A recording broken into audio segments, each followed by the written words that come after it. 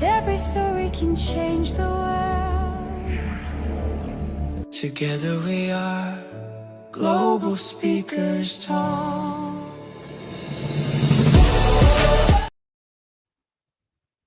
Hello, friends, leaders, and change makers from around the world. It's an honor to welcome you to this gathering. My name is JB Herrera, and it's a privilege to open today's session of the third annual International Live Conference hosted by Global Speakers Talk. Global Speakers Talk began in 2021 with a bold idea from Anshu Tiwari to create a space where every voice, especially the unheard, could stand with confidence, dignity, and equal visibility. What started as a simple dream has grown into a global community where speakers, leaders, and storytellers come together not only to speak, but to learn from one another and uplift each other. The community brings together a powerful range of voices, seasoned keynote speakers, emerging new speakers, experienced leaders, and individuals whose lived experiences carry lessons the world needs to hear. And here, every story matters. Every journey is honored. So whether you're stepping onto a platform like this for the first time, or you've spoken on stages around the world, this space holds each of us with the same respect. We also honor the people who've dedicated and helped shape GST from the beginning. All those people, Andrea, Lisa, Josephine, the late Maria Charpunji, Dinesh Desai, Kimberly, Jan Roberts, Dorella, Jomer, Pau, Navi, and others whose names reflect commitment, kindness, and unwavering support. Their contributions have helped build what we stand on today, and we're grateful for them. Now, as we begin today's conversation, I want to offer a brief introduction to the work I do and why today's theme matters so deeply to me. I lead Insight-Driven Business and Synergy AI, where our mission is to help organizations align their values, decisions, and systems as they adopt artificial intelligence. For me, the work has always been about people, about clarity, purpose, and duty. Technology is simply the newest tool that requires us to be even more intentional. So today's theme, AI-powered innovation, is not about chasing the latest trend. It's about how we use intelligence, both human and artificial, to strengthen trust, improve decision-making, and ensure our actions reflect who we say we are. AI becomes powerful not only when it amplifies the best in us, our creativity, our judgment, our compassion, and our commitment to each other. When we stay aligned individually and collectively, we create outcomes that benefit not just organizations, but communities and families as well. So as we start today's journey, I invite you to approach this conversation with curiosity, openness, and a shared belief that the future is something we shape together. Welcome once again. Let's make today meaningful. So each speaker today carries a unique lens shaped by their lived experience, their craft, and their commitment to leaving the world better than how they found it. And our opening speaker is Kanji Low. He's a globally recognized AI marketer, keynote speaker, and CEO of SynapzeAI. Turning AI systems into revenue engines, Kanji is shaping how businesses grow with tech and human insight. Kanji, we are honored to have you with us. The screen and the stage are yours. Welcome.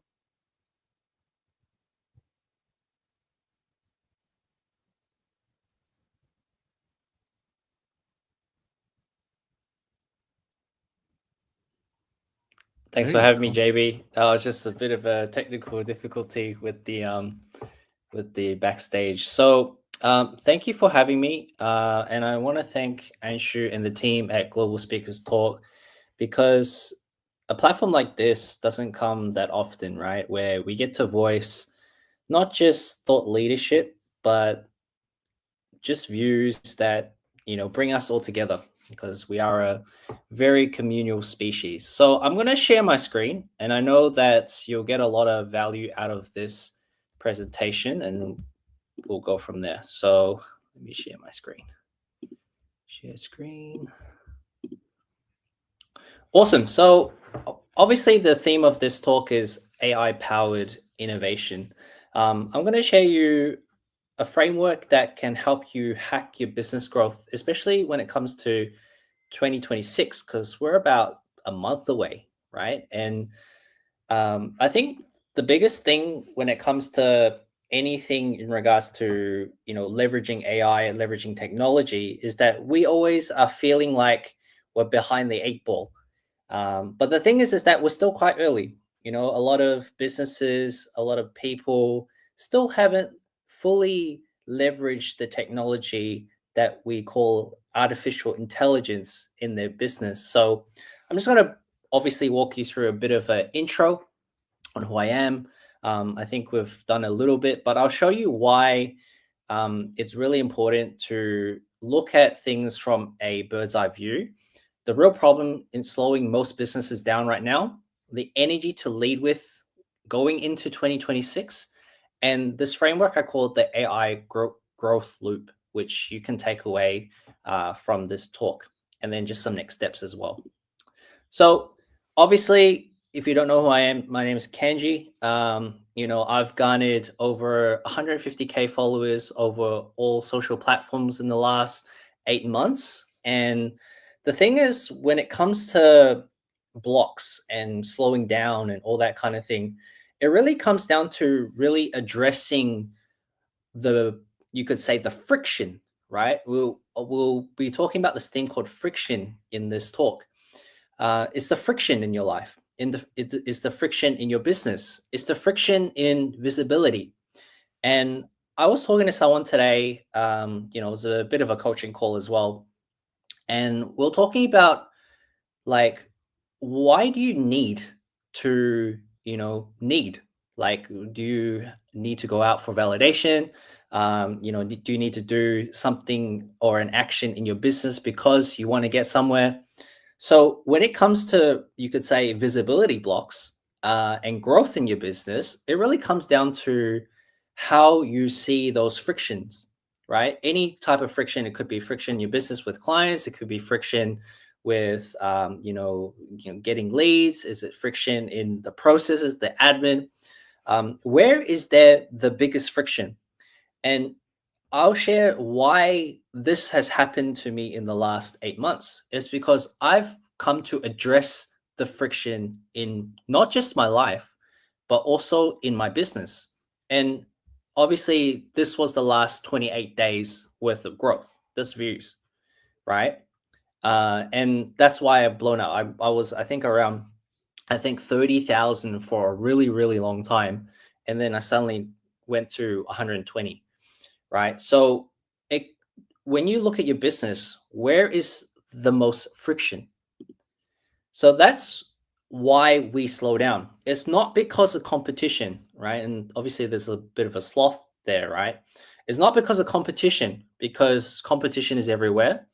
And nowadays, when it comes to business, there's always a way to collaborate with someone.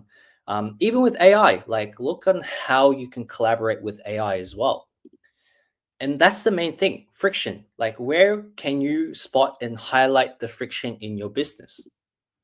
So what does friction look like? It looks like delayed follow-ups, inconsistent content. So if you have a content engine and it's not pumping out consistently, or you're looking to put out content out there because if you have an offer that is very valuable, you would be screaming from the mountain saying, hey, this is really good. You should get on it. You should be telling everyone. You should be getting through the door, getting everyone through the door of your restaurant, for example, right? Tasks that slip through the cracks, admin piling up, bottlenecks happening again and again. That's what friction looks like. Like in this picture, one side of the road is the traffic jam. The other side, it's just really easy, right? Where is the friction in your business?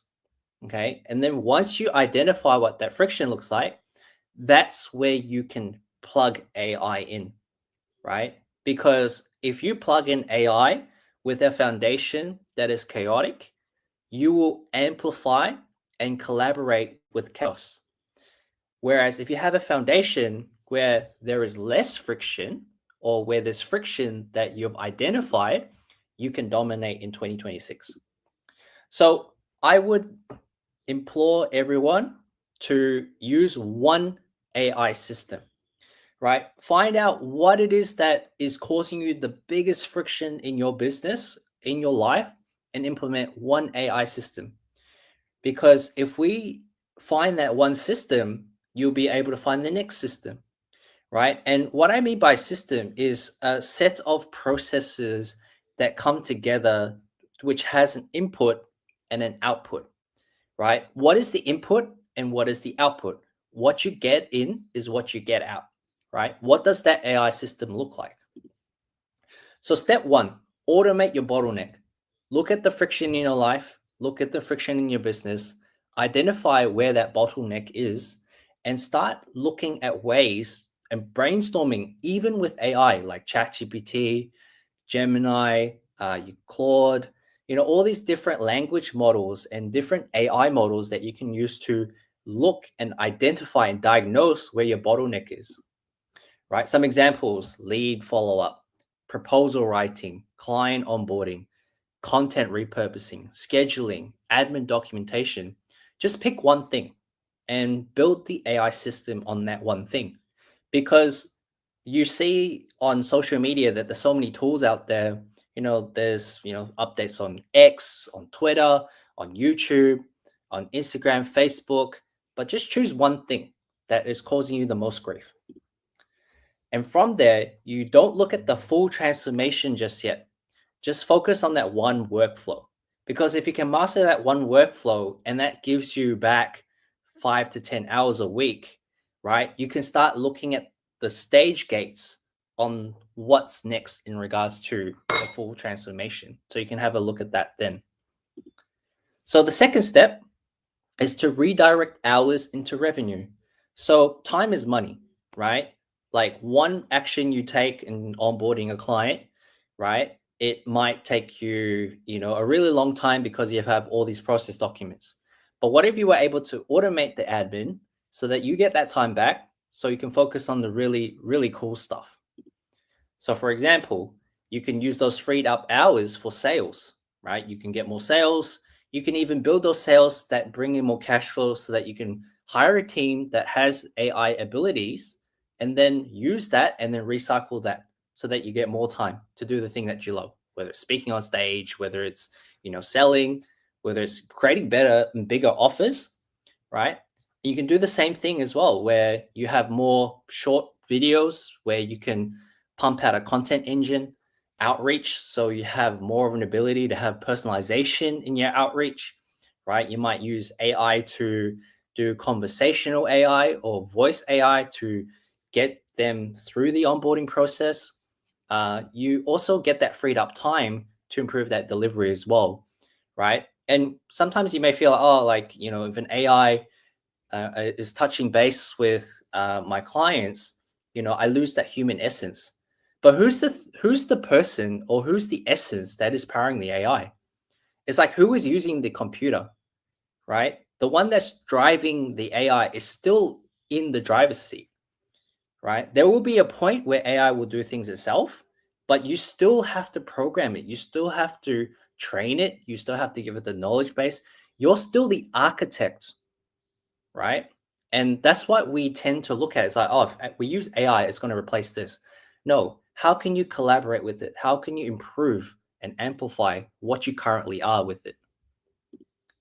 So step 3 is to improve the system routinely. And what I mean by that is it could be a week, it could be, every fortnight, it could be a whole month, right? Look at the system and find ways where you can improve it step by step. So one thing that I see quite often, especially with people implementing AI in businesses, whether it's their own or whether it's for a client, is that they focus on one automation and then that's it, right?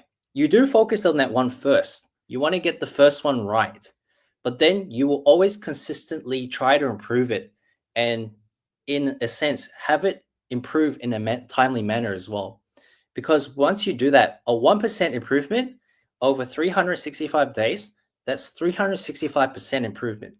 So imagine that you have a system and you're focusing on it like every fortnight, right? That momentum is real.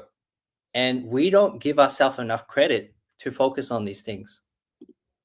So to summarize the 4 steps, find your biggest bottleneck, automate it, redirect the time into revenue activities, and then improve it fortnightly or whenever, when it comes to routine.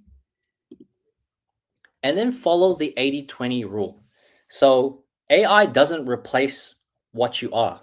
It replaces the 80% that you find is very mundane and that is causing you the most grief so that you can focus on the 20% that is bringing the most fun into your business, whether it's cash, whether it's working with people, whether it's speaking on stage, having more time that you enjoy to then give back to society and the world. So the takeaway for this talk is AI the friction, right? Whatever friction you have in your business, and I would say this will be the one thing, if you don't remember anything from this talk, is to look at the friction in your business or in your life, find one thing that is causing you the most grief, and figure out and brainstorm with AI if you want to, use it to AI that system so that you don't have the friction anymore and it's a flow. So thank you so much. I hope you enjoyed this, and I will give this back to JB. Thank you so much. First of all, I'd love for people to stay in touch with you. So is there a way that people can reach out to you, and what would you like to do for the rest of the community? Yep. So you can reach out to me on Facebook. So I do answer my messages. So reach out to me at kanji.low on Facebook. And I do have a 30-minute AI growth call for those that are watching and for the community. It's totally complimentary.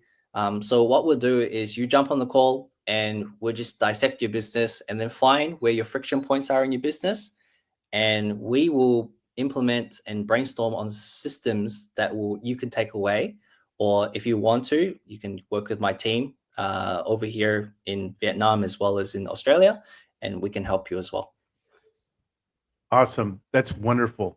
I as a person designing and developing AI, have been fascinated watching your growth over the past year. It's been amazing. Everybody who's listening to this, whether you're live or in the future on the recording, please take advantage of what Kanji's saying today.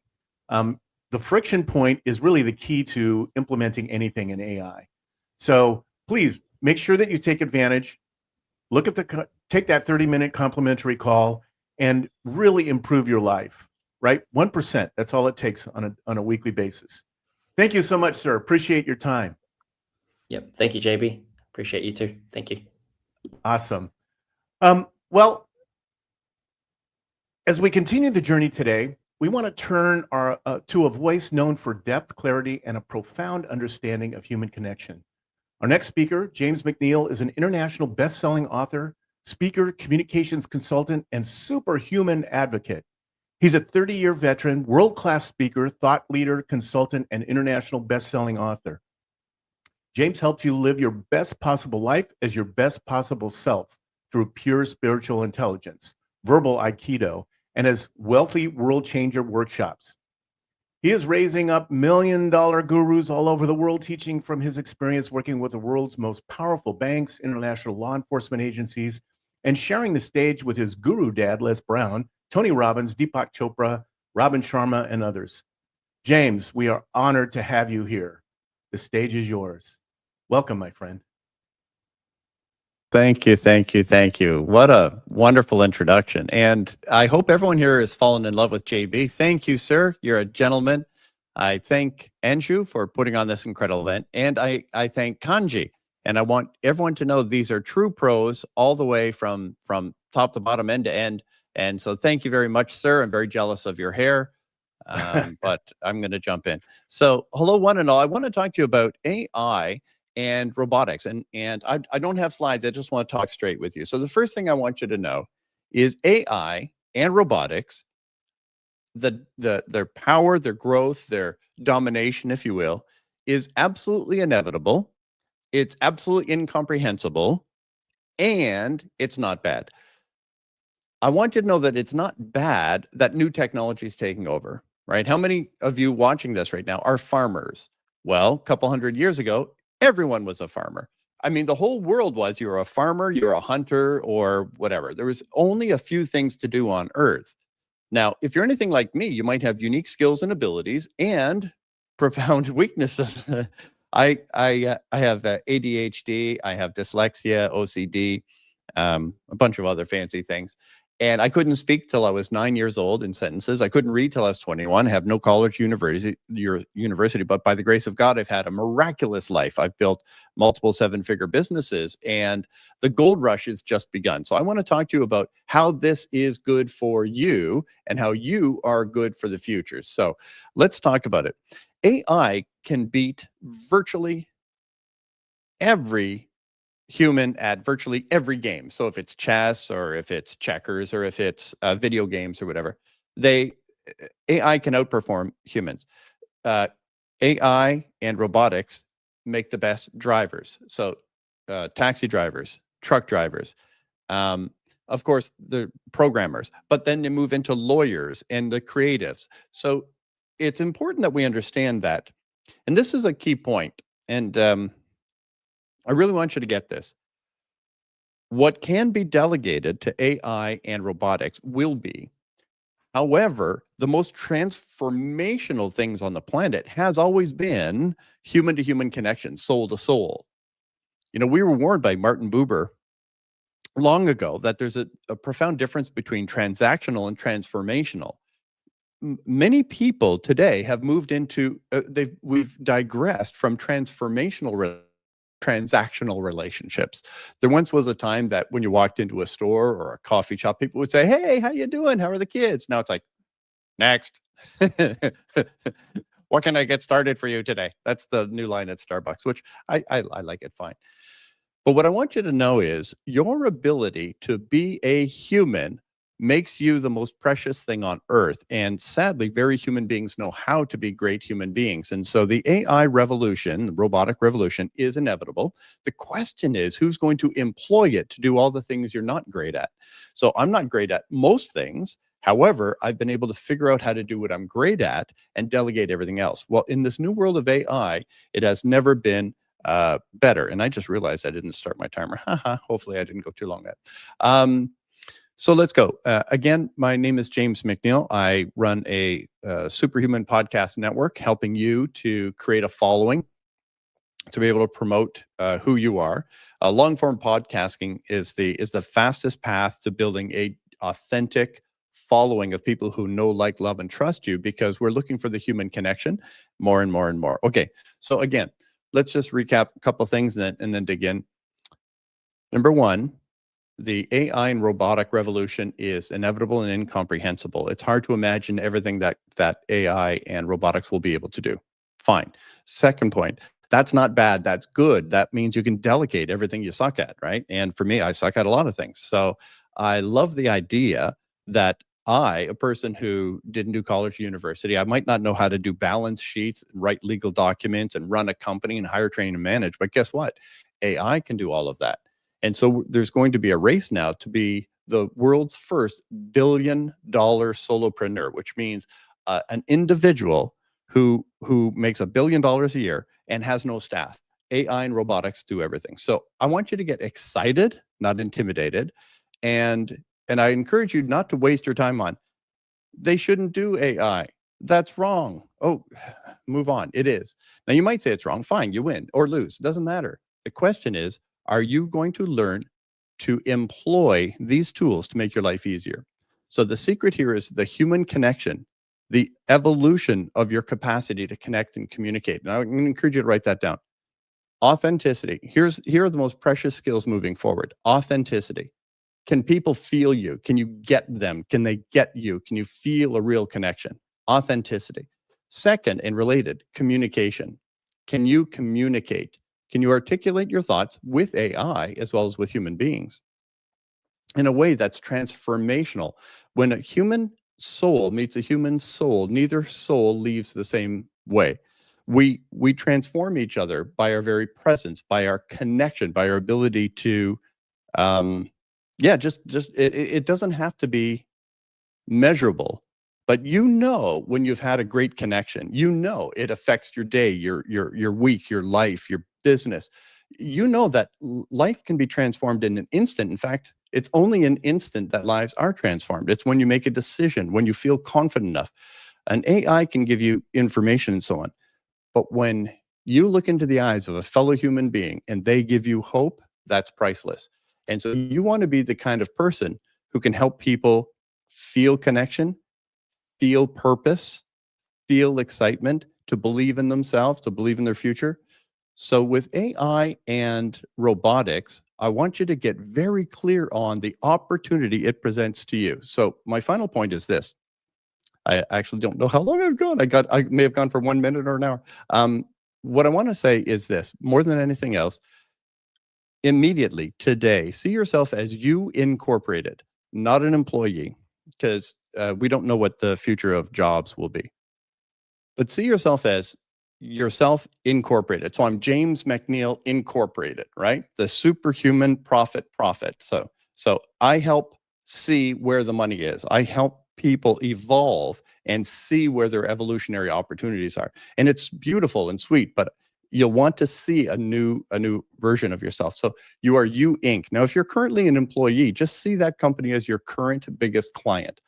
They haven't always been, they won't always be, but it's important for you to see yourself as an independent, profitable problem solver. And so that's the most important message I have for you today. Now, I want you to know that I'm working with JB, I'm working with Kanji, I'm working with other AI experts, because I don't need to know everything they know. I need to know them, and they need to help me create the perfect back office solution for my businesses. So I've created the world's most easy flip the switch podcast environment where anyone can go from zero to hero as fast as possible, building your own network, your own following, your own community, because it's only in connections that we're really special, unique, and valuable in the world of AI. Okay, so let me see what else I wanted to say. Yes, authenticity, communication, and connection. And when it comes to AI, I just want to backtrack a little bit. Now, I'm working with these experts, and you should too. Book your meeting with Kanji. Book an opportunity to talk to JB and all the experts coming up today. And also, when you're not talking with them, talk to AI. The best AI trainer I know is AI. I just talk to AI and say, I don't know how to do that. I don't know what that means. How do I get this? And it guides me and coaches me. And it doesn't mock me. I don't have to feel shy. So don't be shy with AI. It won't break. It won't take it personally. It won't insult you. Just ask it how to use it, and it'll guide you. So choose your versions. I personally love Grok, but that's me. All right. So what I want to do is I want to say you're going to want to see yourself as you incorporated. Your specialties, your uniquenesses are your authenticity, your ability to communicate, your ability to connect, and you'll want to build a following, a tribe. And so if there's any way I can help you, I want to do that. I charge $1,000 an hour as a coach. I started at $500 an hour in the year 2000. So it hasn't gone up that much. But I want to offer you, if you want to talk to me about how you can get interviewed on podcasts, be an interviewer, have your own podcast, whatever. If you want to talk about that, how to be a $1 million a year author, speaker, coach, consultant, trainer, then I'm willing to speak to anyone who's watching this, because I love what the global speakers are doing, Andrew and JB and all. So if you would like to meet with me, I'll give you 15 minutes and you can tell me where you are, what you want to do. And if there's any way I can help you, encourage you, connect you, I will do so. So it's a 15-minute free conversation. They're going to get booked up because I don't have that much time to give away. But you can click on my calendar. It's tinyurl.com/podcastprofit, and we'll talk about it. We'll see how you can build your own following using AI and robotics if you're into something that requires physical. So with all of my heart, I want to encourage you. Be not afraid, my friends. Greater is he that is in you than is in this world. And you and I can now allow modern technology to do all the things that we don't want to do, that we're not good at, and allow us to just master connecting with each other and helping each other have a great life. So thank you so much for the time. I appreciate this. I've enjoyed it. And I hope that you will tune in for all of the speakers and catch it all. But again, for me, if you want to talk to me, tinyurl.com/podcastprofit. And I look forward to seeing you there. Thank you, JB. Well, James, thank you so much. I appreciate it. And I strongly encourage everybody to take advantage of that time. I've had the, excuse me, I've had the wonderful opportunity to speak with James several times. And yes, I'm taking up him on his offer to help me with my podcast. So he didn't know that until just now. Anyway, so James, thank you very much. I appreciate your time, my friend. Thanks, JB. Hey, JB, I'd love to say it, especially with a gentleman like you. You had me at hello. You're a gentleman. Love you. Have a great rest of your day, one and all, and enjoy every moment with JB and these experts. God bless. Thanks, James. I appreciate it. All right. Well, thank you so much. Our next speaker is my man, Toms. He brings a thoughtful blend of analytical depth and human-centered perspective. Toms links engineering precision with soul-led leadership. From Latvia to Japan to the Canary Islands, his journey led him from coding to yoga to coaching. He now helps entrepreneurs unflock flow state, emotional intelligence, and subconscious alignment to lead with charisma and clarity.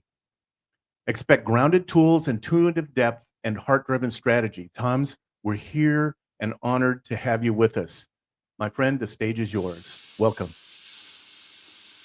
Hey, Jerry, wonderful to be here. So, as you already started warming up about AI, you probably have the same question on mind as I do. Will AI take your job or business? And simple answer is yes. And by end of this talk, you'll be happy that it does.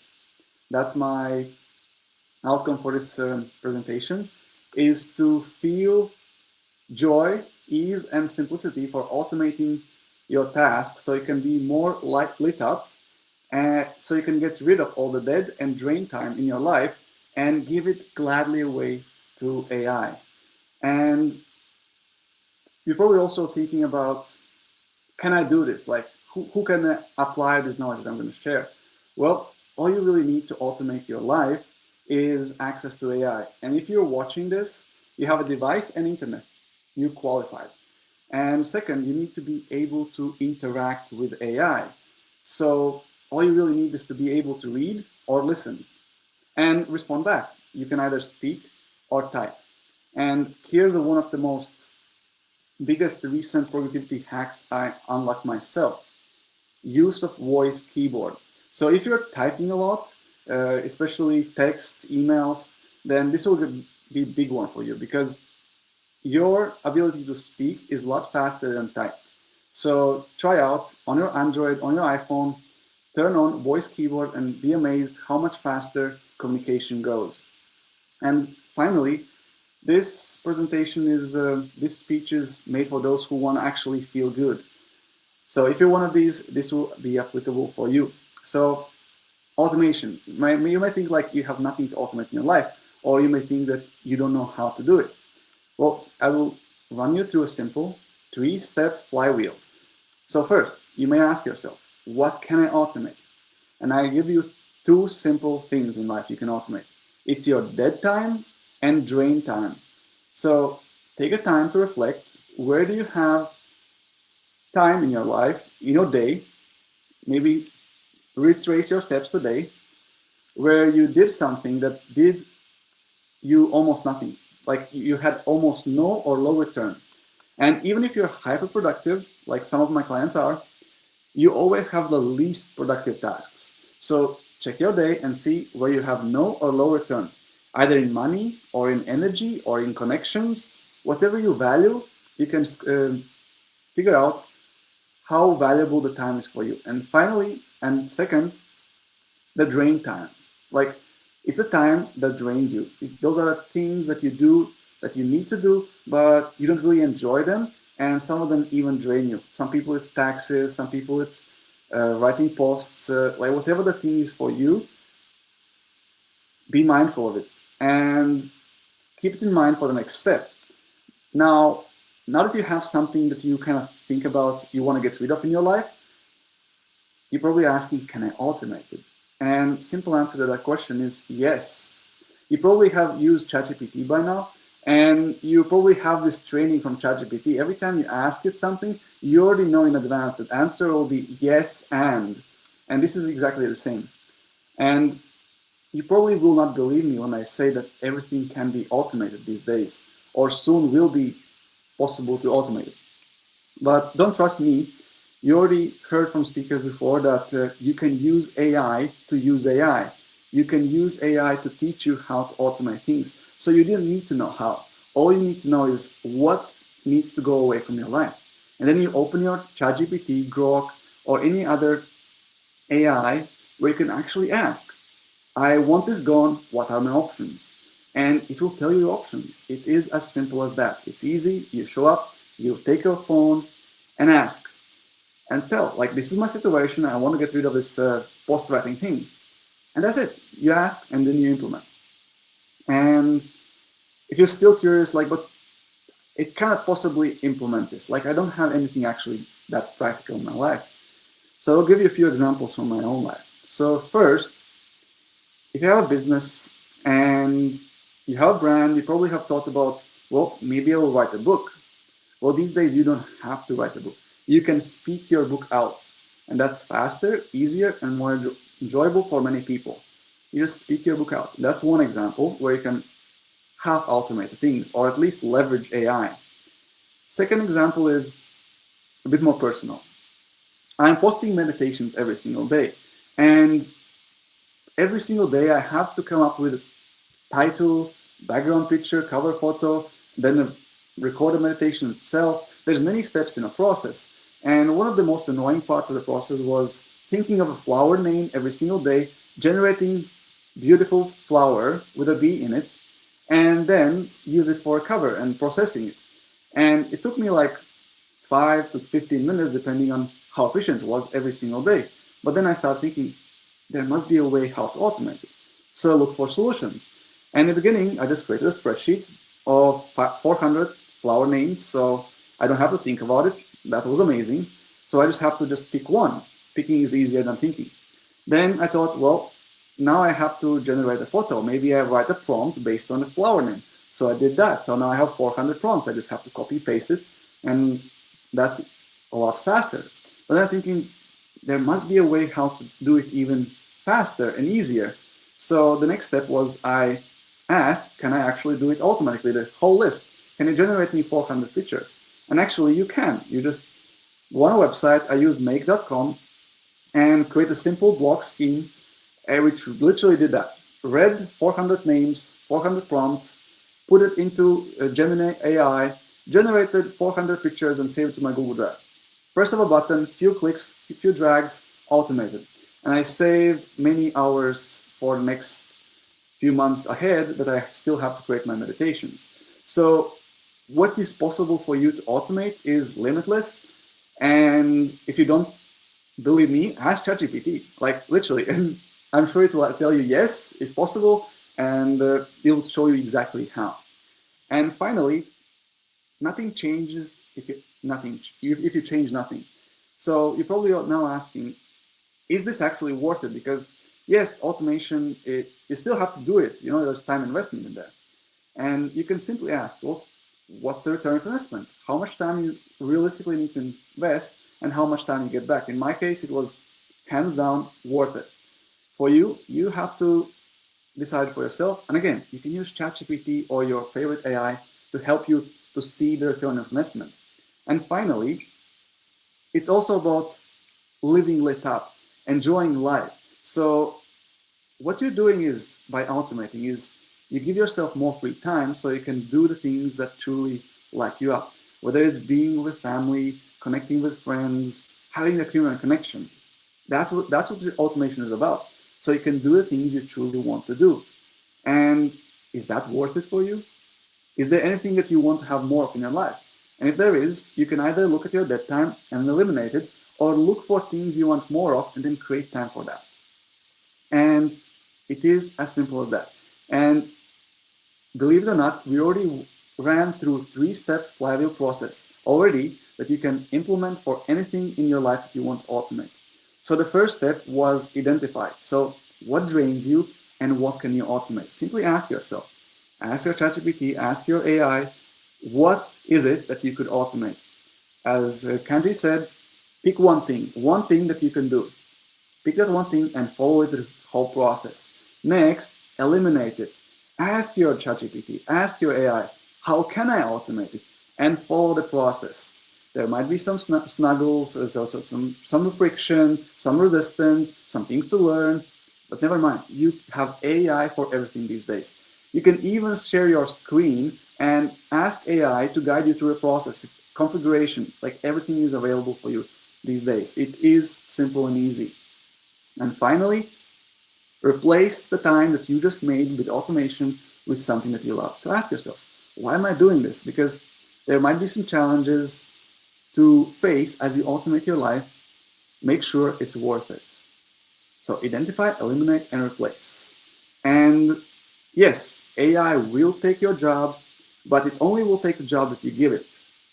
So make sure that you give it the things that you don't appreciate, things that you don't want to do, so you have more time to light yourself up. So thank you so much, and back to you, JB.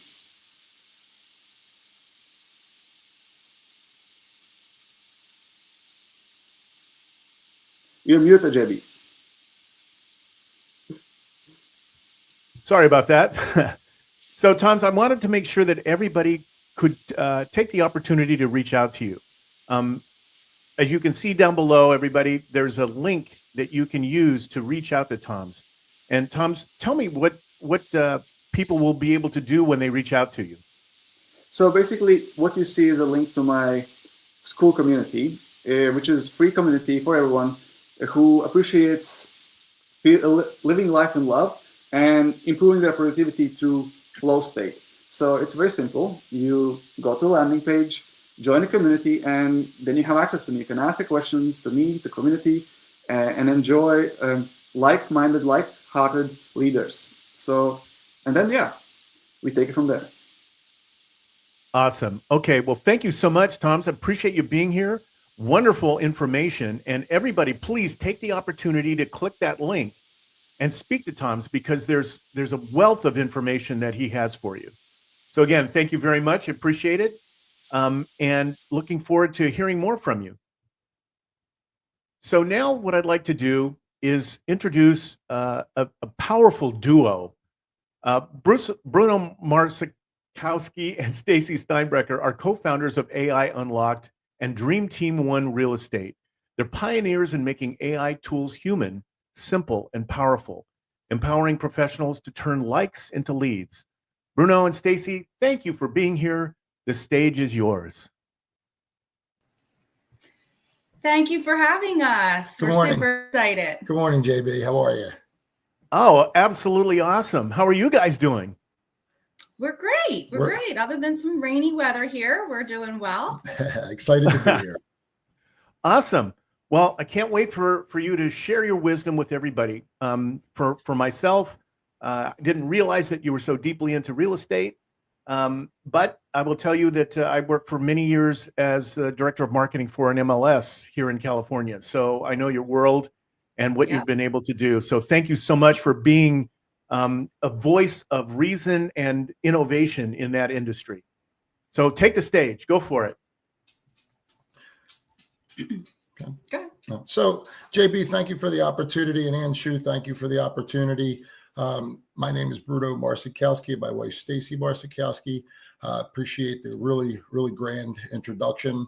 My wife and I are full-time real estate agents in PA. We have partners all over the United States, so we try to help people not just in our state, but in other states wherever we can. And we were a little slow to kick off 2025, and I always wanted to write a book, so my wife and I wrote a book together, and it wound up selling 600 copies, and it was called AI Unlocked, the beginning prompts. And people started to ask us if we would train it, right?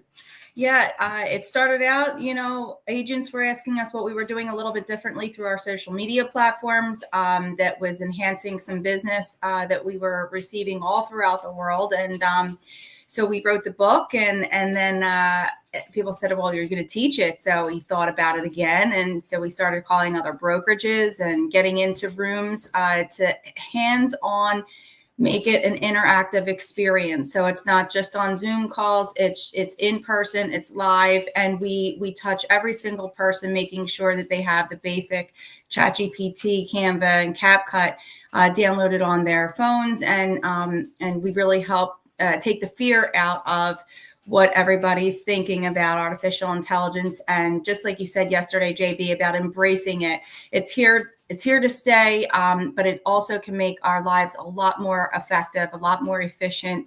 And we're telling people, embrace it. It'll only it'll only enhance your business even more and save time in your private lives. I think a lot of people are going to, like Stacie said, be nervous with using it, but you're going to constantly hear a lot of folks like us and the gentleman who spoke before us as well say, it's not going to replace you as a human. It's going to replace the people that aren't using the tools. So that is something I think you're seeing, no matter who's talking or teaching, they're telling those things. So we've been blessed enough to, work in different states, and we started with real estate offices, and then we went to start with some law offices. We did some medical billing. We even considered doing some birthday parties maybe. We're really trying to start from the beginning. We would say out of 100 students, 95 don't have any of the apps downloaded or any of the programs even downloaded. No. And that's just recent, so it's really still a lot of people. So that's where we found our niche, was in the beginning portions of what we teach. And we start with basically a 3 to 4 part workshop that's 3 hours, right? Yeah, 3 full hours. And by the time they leave there, we see their aha moments when they start to introduce themselves to their generator. We do a little icebreaker with creating an avatar, and then a little rap battle so people can, see how to use the prompts. And then once they start to, you start to see that fear come out of diminish, and they start to have a little fun with it. And how old's our oldest participant? Our oldest participant is 84 years old. And our youngest?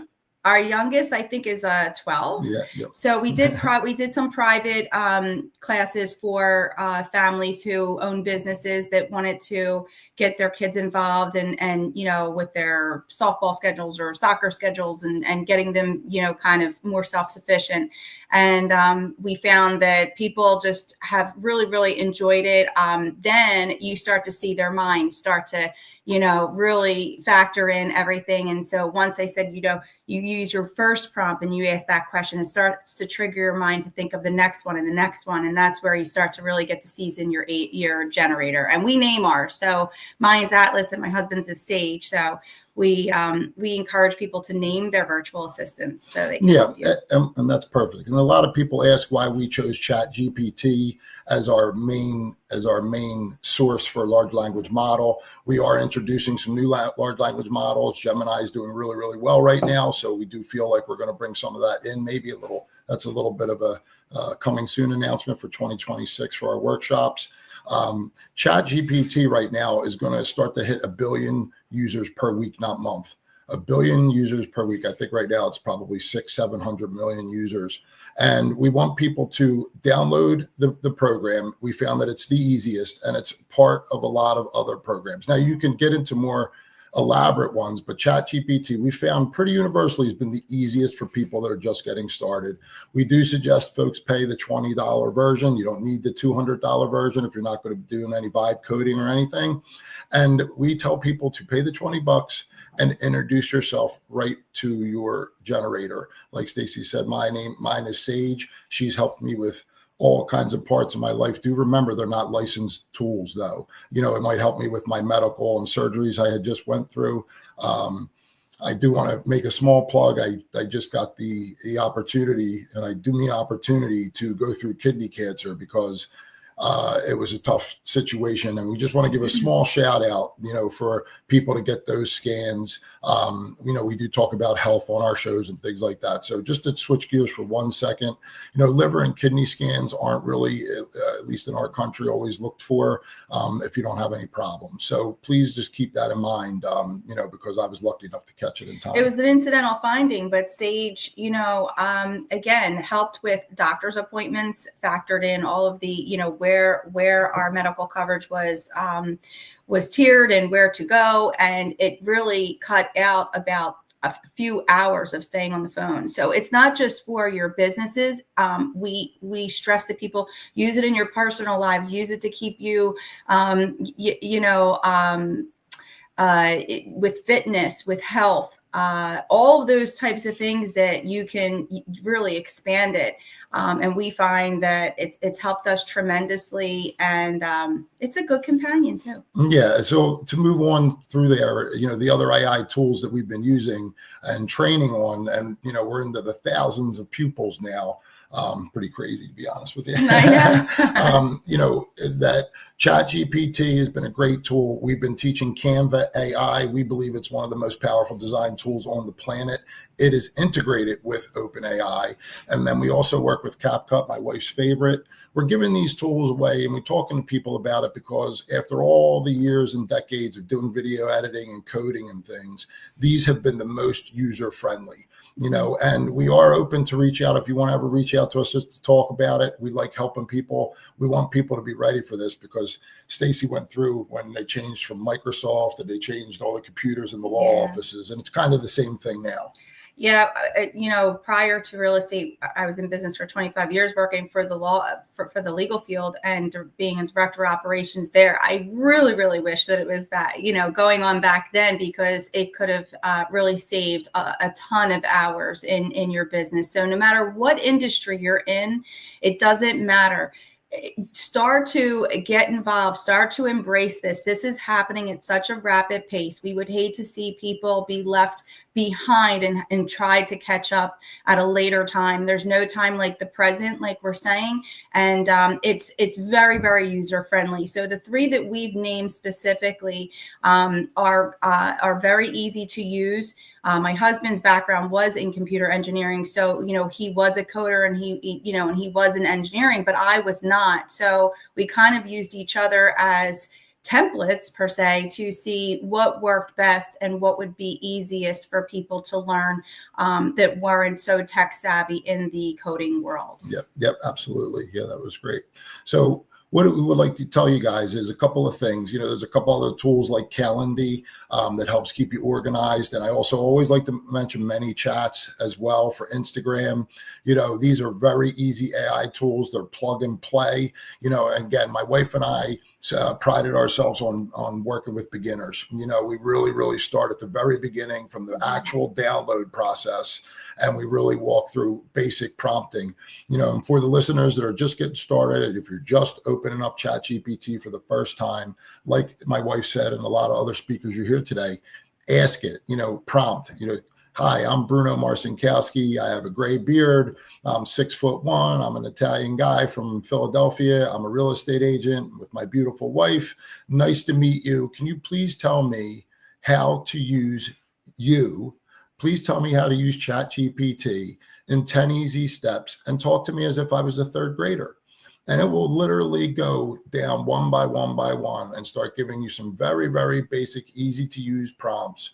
And it's just that simple, everybody. And that's where we really enjoy getting started. Like you said, the aha moments. Yeah, those aha moments. And we pride ourselves on, we want to emphasize the in-person interactive workshops. We feel that they're very effective, especially for people that are beginners that are just starting out. Because, we go around and you may not understand everything in the very beginning. And that's why we're here to help you along the way. And we also we'll be getting into our own academy because after these workshops, it's usually just the beginning parts of that. So my husband and I formed a company called AI Unlocked Academy, and we will be bringing forth that academy in 2026 in January when we fly out to Denver, Colorado for Star Power, and we'll be in person in Denver at that time. So we will be able now to have recorded prompts and recorded small little takes of video, so you're not ending when we leave the workshop. Yep. You can sign on to subscribe to the academy and then learn additional things, and then by on a weekly basis we'll be meeting every Sunday to then help with recapping that weeks out. So that's going to be really helpful because we found that people want more after that, and as we were just getting started last year, we are improving each month and each year with AI. Yeah, that was great. And listen, if anybody's looking for a short answer to what's going on right now, I always go to that one expression. I think I always get it wrong, but Bruce Lee, where he says, I'd rather do one kick 10,000 times than 10,000 different kicks one time. And what that means, and what my wife and I are trying to say to all the listeners all around the world, and we'd like to thank Anshu and JB and I think 60 or 80 plus other speakers from all over the world. Our friend Tom Lenoble just wrote a new incredible. Yes, he just published his new incredible book, and I want to give him a shout out. This is going to be something that you could do really, really easy. And, we want to be here to help folks. You see a lot of folks like us, including a lot of folks that are going to be talking. They're right on Facebook, giving away prompts for free, giving away ideas for free. We just did one that for Black Friday sales.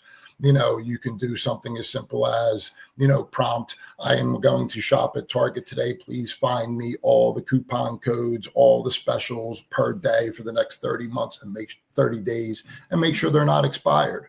Those kinds of things. And travel, things like that. Travel's very easy. It'll set up the entire schedule in seconds for you. So it's a really easy tool. The other thing, you can set it to time release your daily tasks for you, or affirmations on a daily basis, anything, a daily joke. So it's really a cool and useful tool that we are encouraging people to embrace in this upcoming 2026. Like I said, the robots are being formed.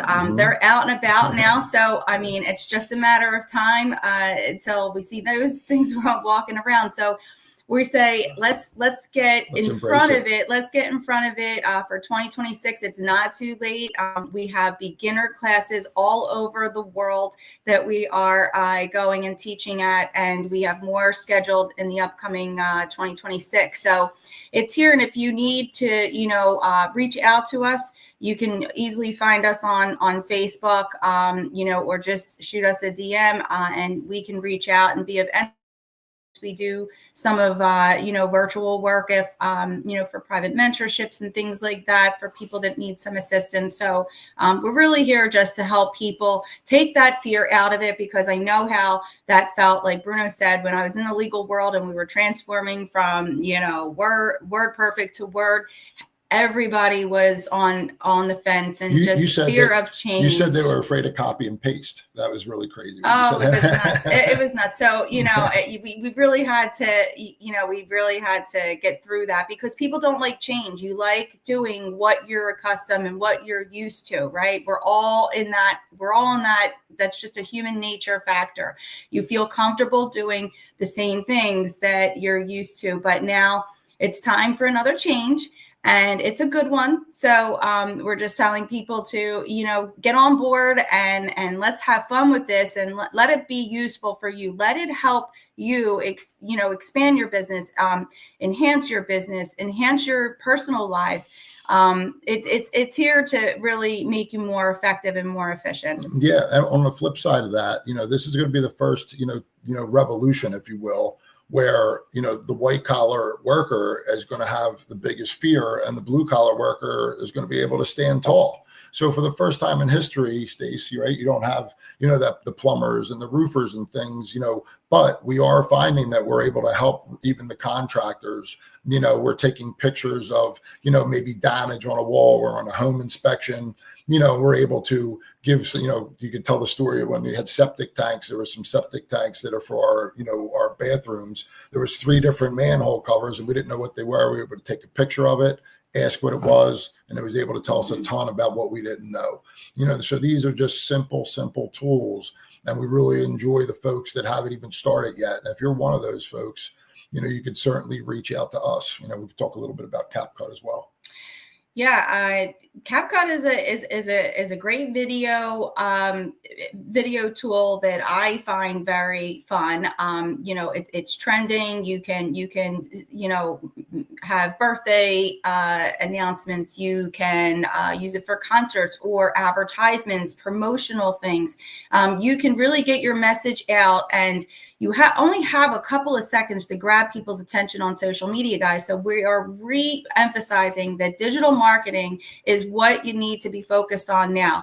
I'm not saying get away from the traditional mailers or things like that, that if you do any of that type of stuff in your business, but really enhance the front end of your business with digital marketing. It is here and it is expansive. So you're watched all over the world. So why wouldn't you want to, get that outreach? And some of those video clips can grab people's attention in 2 seconds and say, oh, let me pause before I scroll past. Yeah. And one of the last things that we teach is, we talk about, and Gary V said that in 2026, one of the most missed ways to make money will be content monetization, right? Yeah. So, right now on Facebook, we make between $1,000 and $2,000 a month. That's a lot of money, for not having really any overhead. Are the people that we work with are making $10,000, $20,000, $30,000 a month from Meta just for posting. And this is content monetization. All of the platforms where, we're monetized on Facebook, we're monetized on Instagram, we're monetized now on TikTok. We're still working with TikTok only because the licensing there is still up in arms. And I know that company isn't aired all over the world. If I'm not mistaken, I know that Anshu said she doesn't even have access to TikTok. So hopefully the whole world will get access to that platform, because it's a really fun platform. And I think people will enjoy that as well. So, we just try to really work on those residual incomes for folks. We're full-time real estate agents. We'll close between 50 and 100 transactions a year. And we've been able to, begin this consulting company only because of the power of AI. Exactly, because it saves us time. So our virtual assistant really does help us in that way. So we have an opportunity to create this second business to help others get into the artificial intelligence world.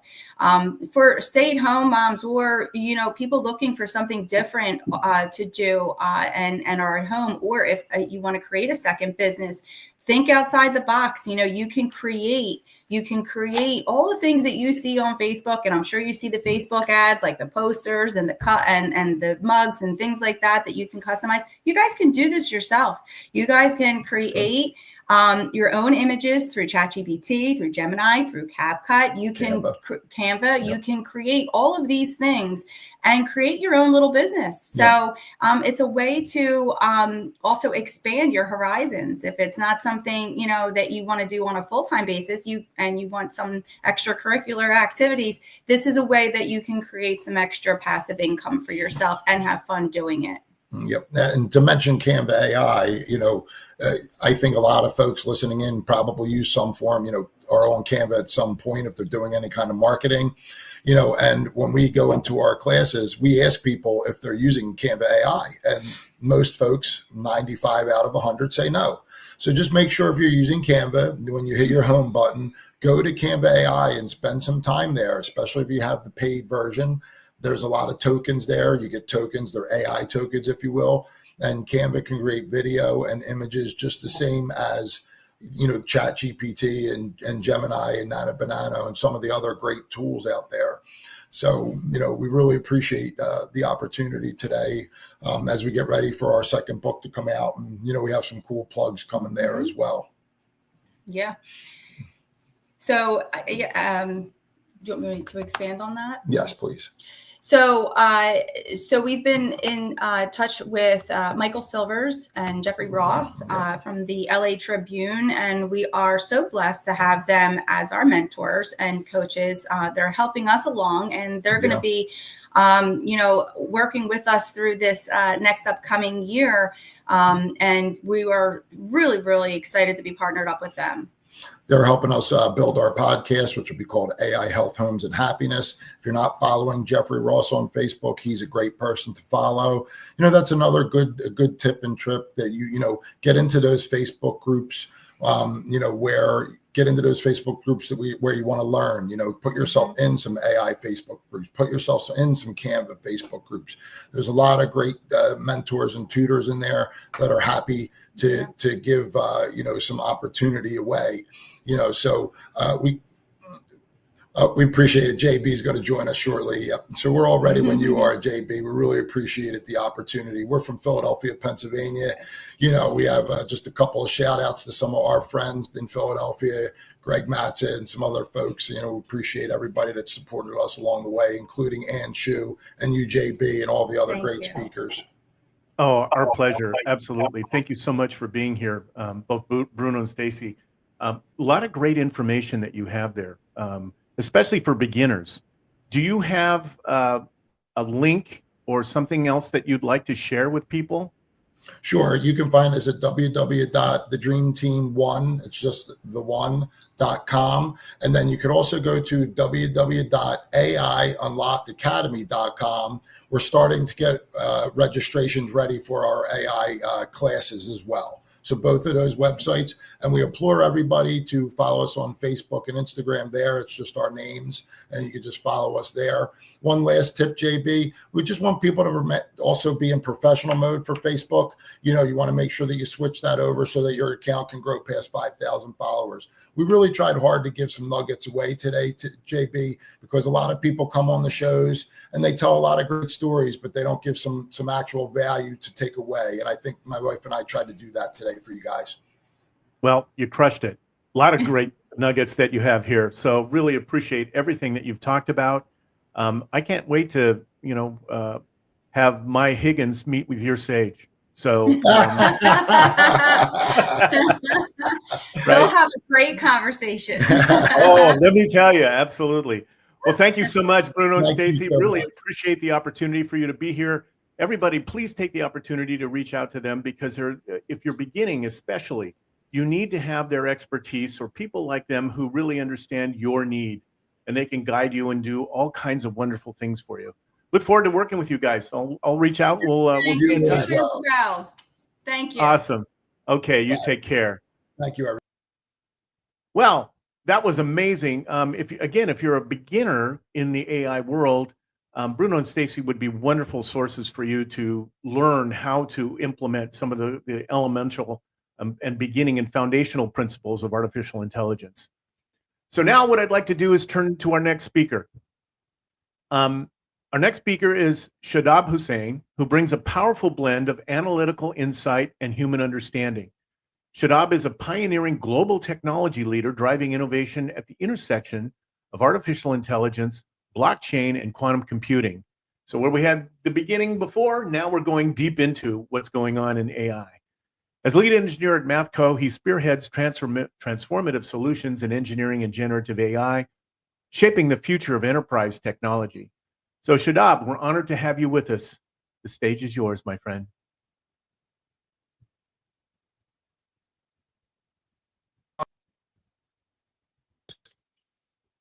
There you go. Perfect. Great. So good morning, everyone. Good evening, or whatever part of the world you're joining. And thank you for being here today.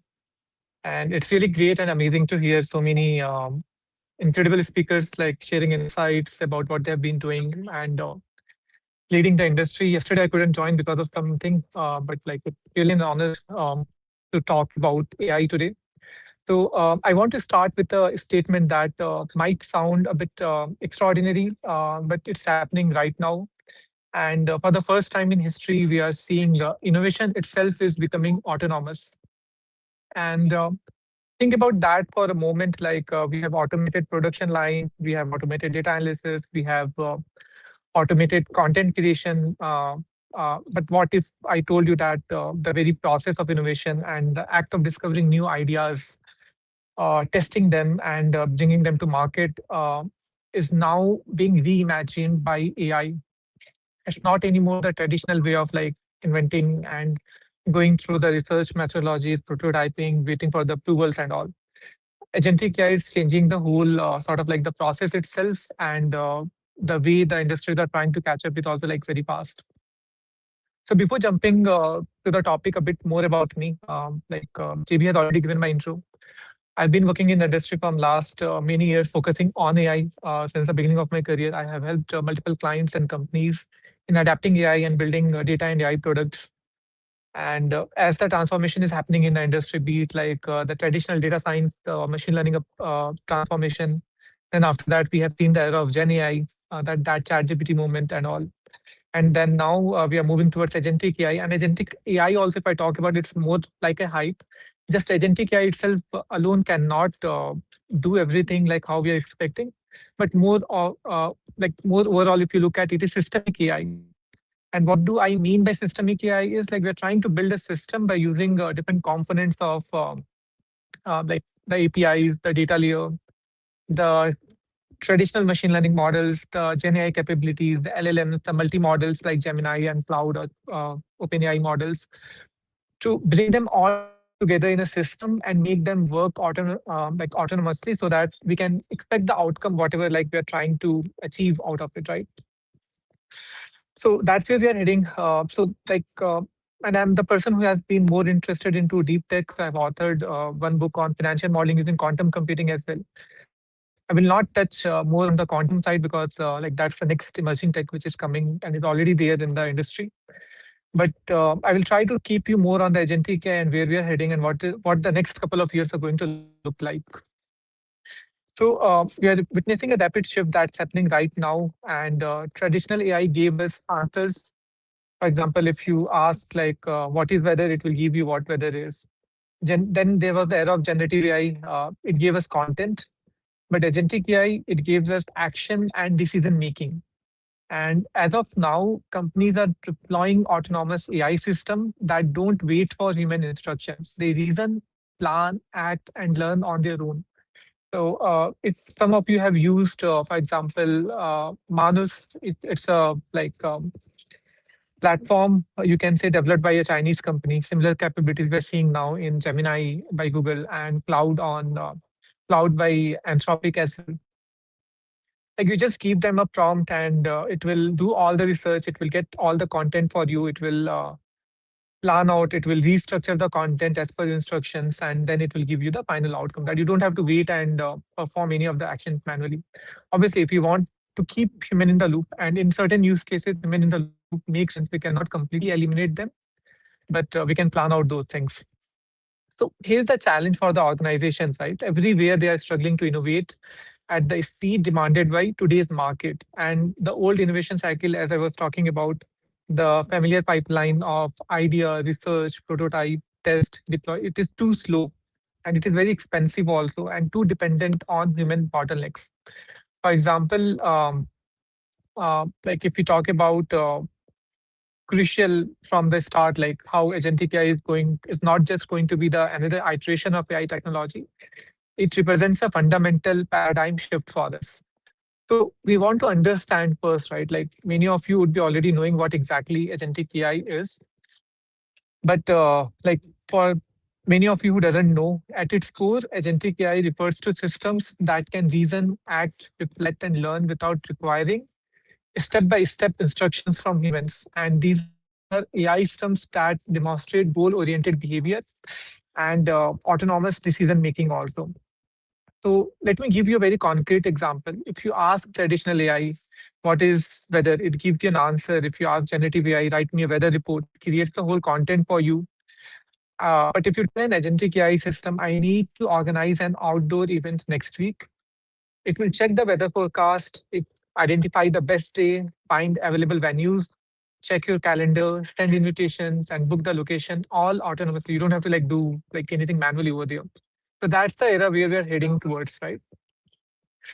So what makes this possible? There are four key capabilities that have matured so far in 2025. The first one is autonomous task decomposition. These systems can take a complex goal and break it down into actionable steps without human guidance. You gave AI a prompt like this is what you're expecting. It will by itself it will break down that prompt into step-by-step task and it will go on executing one by one or in parallel, like however the plan of action comes up by it. Second one is continuous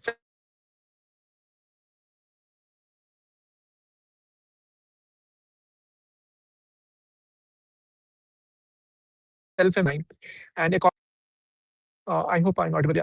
According to one of the recent research platforms, the many platforms which are processing in like millions of agents actions manually, like annually, and with each action contributing to the system's learning. Like it's not like just executing the agent, but also they are contributing towards the system learning. And third one is like we are in the era of like where multi-agents are collaborating with one another.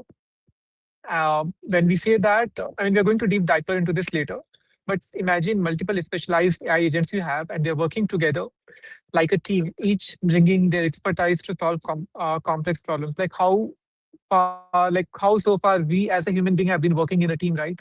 Someone bringing the expertise of like tech web development, someone bringing the expertise of like coding, like applications or mobile apps, someone bringing the expertise of machine learning models, someone bringing the expertise of business, sales, and so on. The same way we are designing the agents also, which collectively they are working together and executing and solving the complex problems for us. And fourth one is real-time tool use and API calls. So these agents can interact with your existing systems, databases, and environments in real time. So here is the critical distinction I want you to sort of like really internalize this, because it changes everything. Traditional AI answers, generative AI content, and agentic AI action and decision making, solve X and implement the solution for us. And if you have like watched, or if you're watching like another tech conferences as well, so Microsoft emphasized at their Build conference, like we're entering into the age of AI agents and systems that like they don't just assist us, but actually accomplish tasks on behalf of users. And this is not theoretical anymore. As of now, like companies like Cognizant, Accenture, they have deployed AI agents over their employees globally. And organizations are not experimenting anymore. They are planning, or they are trying to scale the POCs of projects, whatever they have been working on. And as a developer, like I have spent most of my time in writing the code and developing the applications and solutions for the clients. I myself, like in comparison to the last year, like how we were working and trying to like adapt AI for coding and the other skills. This year itself, like we have worked on multiple projects, and we have seen the efficiency of like whatever time span I would have taken to write the code in a year, that amount of code I've been able to finish with not just AI expertise standalone, but obviously the human expertise also goes in there. But in 3 months, we have done the whole prototyping and application and the development of the work. What would have been easily taken like around a year of time with 2 or 3% team members. So you can imagine the scale at which we are moving in this era, right?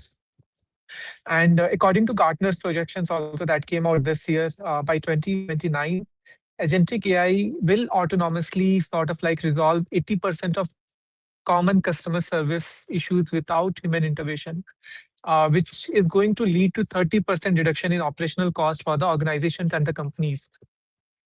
So now you might be wondering, like, why now? Why is this shift happening in 2025?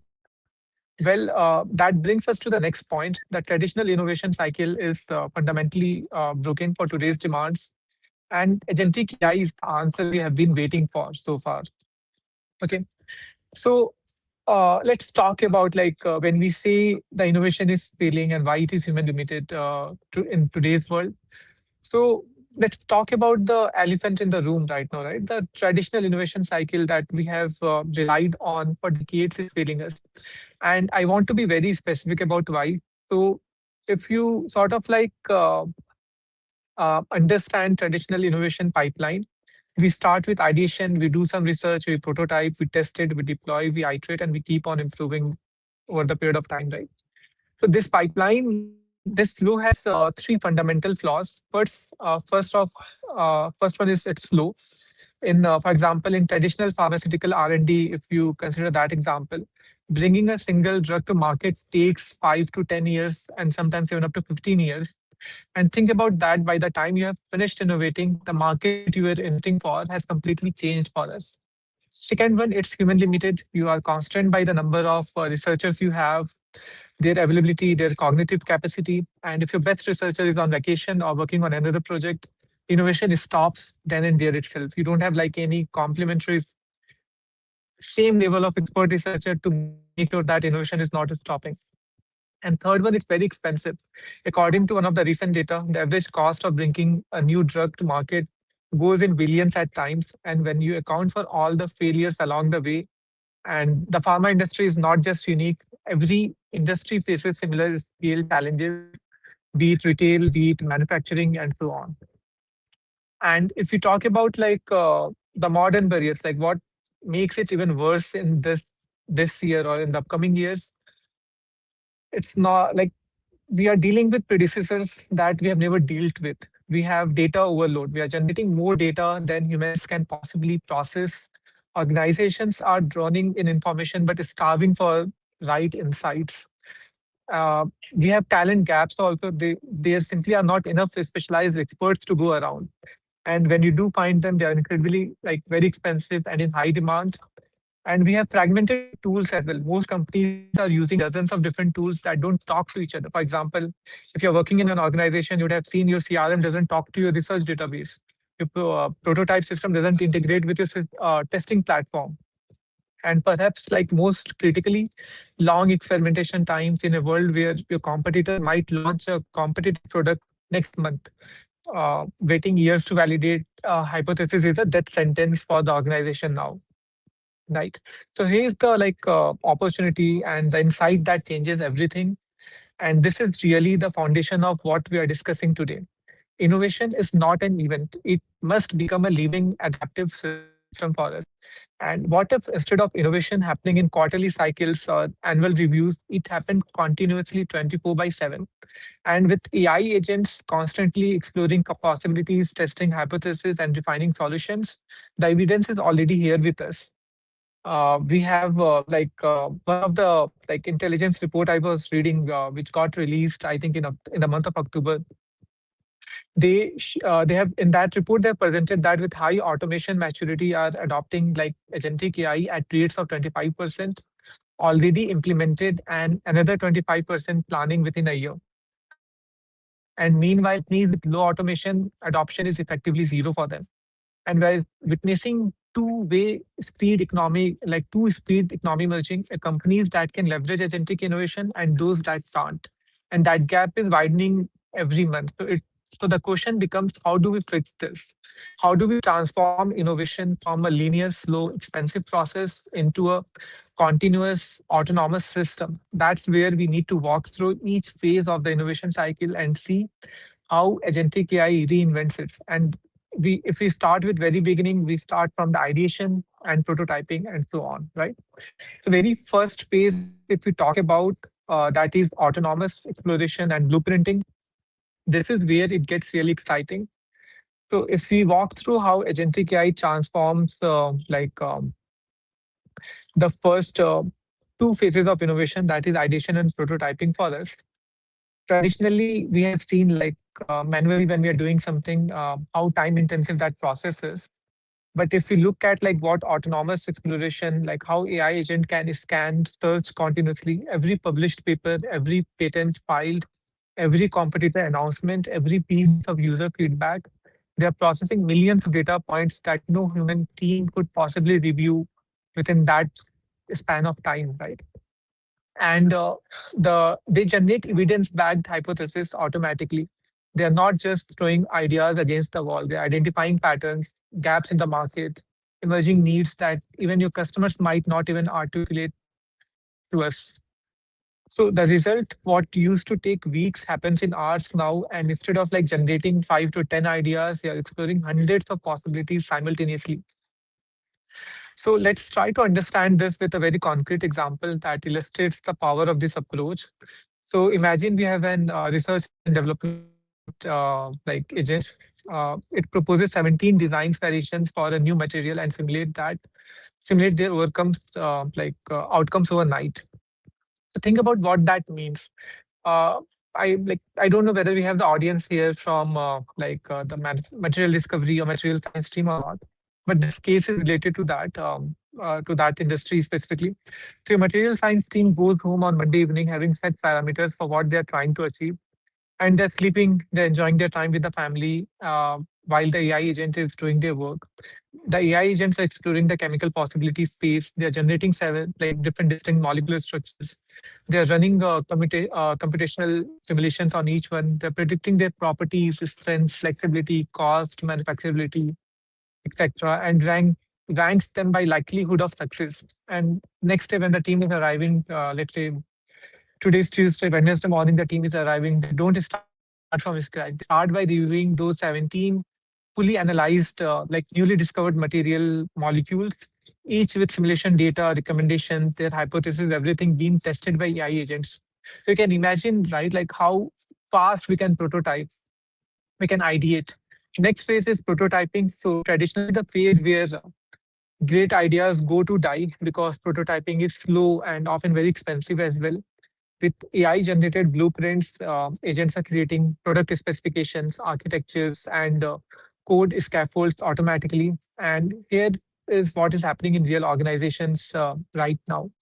In software development, like you have seen or heard about announcements by companies like big tech companies like Microsoft and Google. And most of the companies are deploying AI agents across their software development lifecycle as well. The results of that is 80% reduction in manual test case creation time, 75% faster user story generation, up to 90% decrease in manual documentation work. And I'm not talking just based on those reports. Like we have been adapting AI, we are using GitHub Copilot and many other tools like that, which are helping us in documenting, writing the code. Obviously, we need certain basic understanding how we are going to use it and not just throwing all in for the AI because it still is not at that stage. It can generate junk code, which we may not need, or it can hallucinate, or it can generate those functionality also, which we even haven't asked for that. That's where the human supervision is coming in the picture. And it's not just code, right?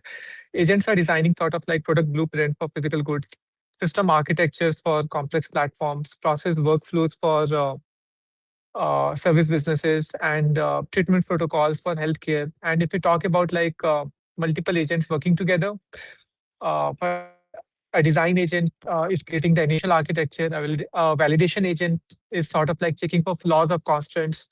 A cost optimization agent is ensuring manufacturability. A compliance agent is making sure everything meets regulatory requirements. And they're working in parallel, continuously refining, just like a high-performing human team. Except can go for sleep, and AI agents, they never go for sleep. They never have meetings and process information, orders, or and they're processing the information at a very faster magnitude for us. And if you talk about one of the most powerful aspects of it, like automatic risk and cost assessment.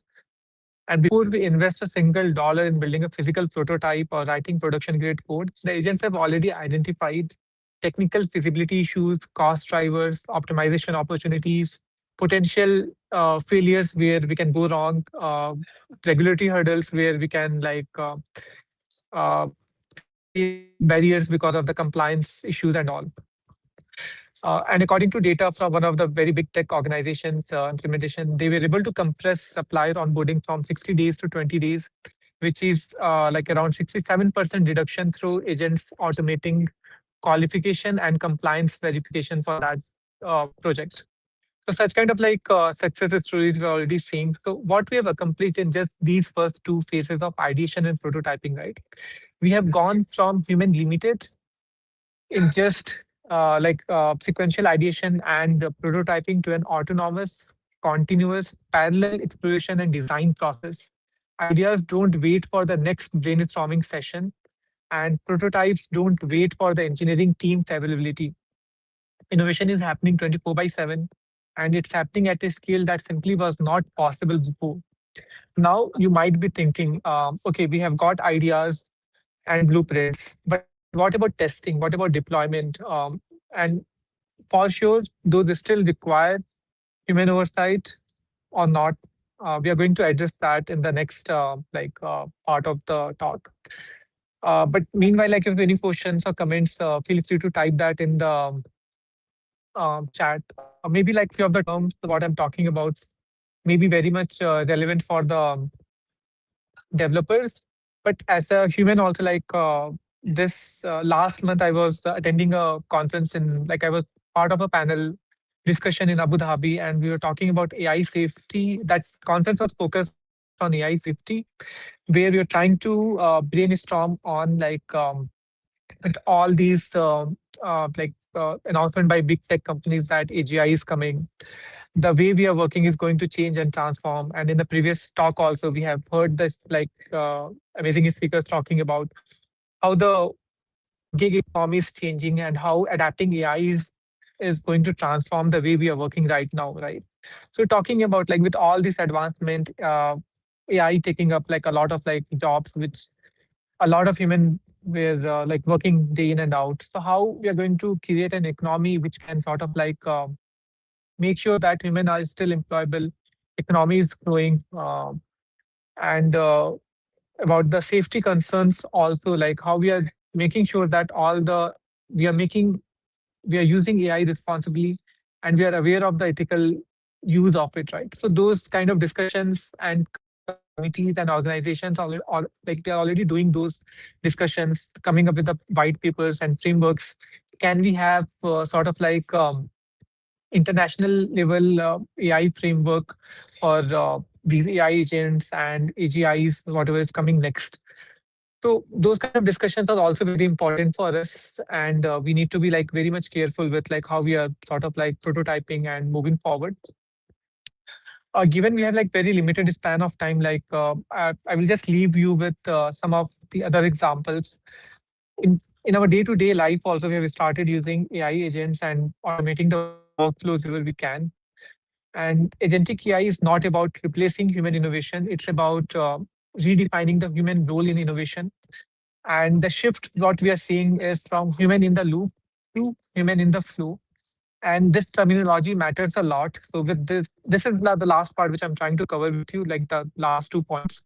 So this terminology matters. Human in the loop suggests humans are checkpoints, approvers, bottlenecks that slow things down to provide oversight. It is important in some of the use cases. We cannot completely deny and let AI do everything. Wherever the human needs to supervise certain things, we need to make sure that humans are involved. Okay. Human in the flow means something fundamentally different. It means humans are embedded in the process, not as gatekeepers, but as directors, strategists, and sense makers. And think of it this way: in a traditional orchestra, the conductor stops the music to give feedback. In a jazz ensemble, the musicians improvise together, flowing in and out, each contributing their expertise when it matters most. So human in the flow is like jazz, and humans and AI agents are improvising together. And the other point is human roles, where the humans are having the visions, ethics, constraints, and strategic sense making. So this is what humans uniquely provide. AI agents are extraordinary executors, but they don't set the North Star. Humans define what success looks like for us, what problems are worth solving, what future we are building toward, right? About ethics, if we talk, when faced with complex moral trade-offs, privacy versus convenience, speed versus safety, efficiency versus human dignity, humans make those judgment calls. And if we talk about constraints, agents need boundaries. Humans set the rules of engagement, optimize for customer satisfaction, but never violate data privacy. And strategic is also AI patterns, but humans connect those patterns to business context, competitive dynamics, cultural nuances that algorithms can't fully grasp. So this is the world where we're moving towards. Obviously, AI is doing the heavy lifting, execution, and continuous optimization, but the ethical side, the vision, the constraints, how we are going to guardrail the agents, and strategically coming up with the future planning, how our future is going to look like, that we as a human are going to decide. So I will stop over here, and thanks a lot for the time. Over to you, JB. My pleasure, Shadab. There's so much to talk about in the AI world, Yep. especially at the enterprise level.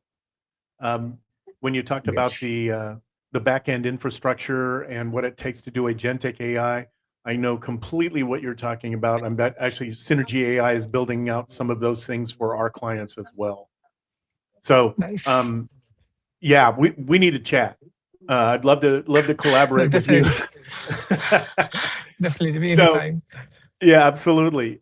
So everybody, is there a way that people can chat with you and get in touch with you if they're really, really interested in understanding about agentic AI or some of the principles that you're talking about? Yes, JB, I've sent the LinkedIn in chat, in our private chat. You can, like, it's there. So they can just connect with me over the LinkedIn, and I'm happy to chat, collaborate. Even we do publish papers. We help organizations in adapting AI and building their strategies, vision, like what use cases they should be focusing on, what use cases are worth solving, how they should start from scratch, like not just jumping on the agentic AI, looking at the hype, but streamlining the data layer, building the data product. That's the main bread and butter. And then on top of that, how they can have the AI layer and sites layer. We help organizations end to end in adapting AI. And we have been working with multiple clients from Fortune 50, Fortune 500. So I love it. Oh my gosh. Yeah. So if you're at that level, reach out to Shadab on LinkedIn. The information that he's provided to you today is gold mine filled.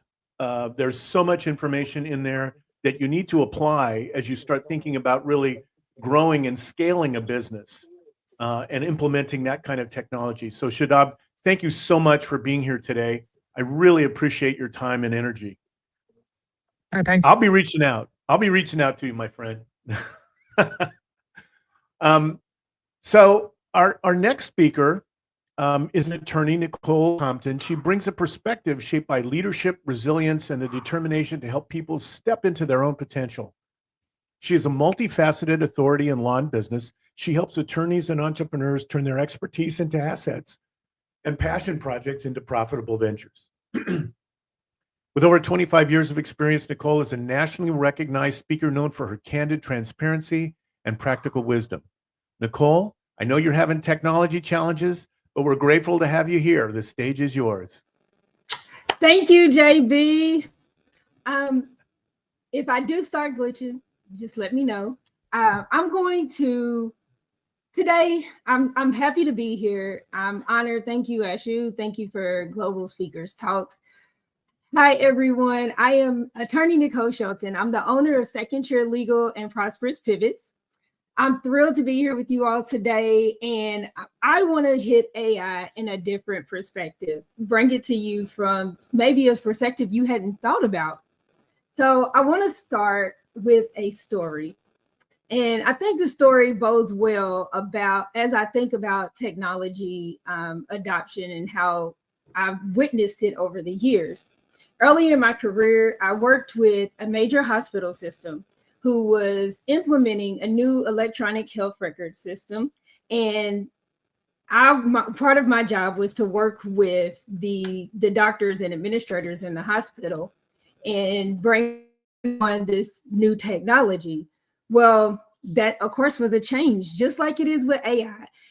These were experienced and brilliant doctors and surgeons at this institution. Some of them had 20, 30, maybe even 40 plus years.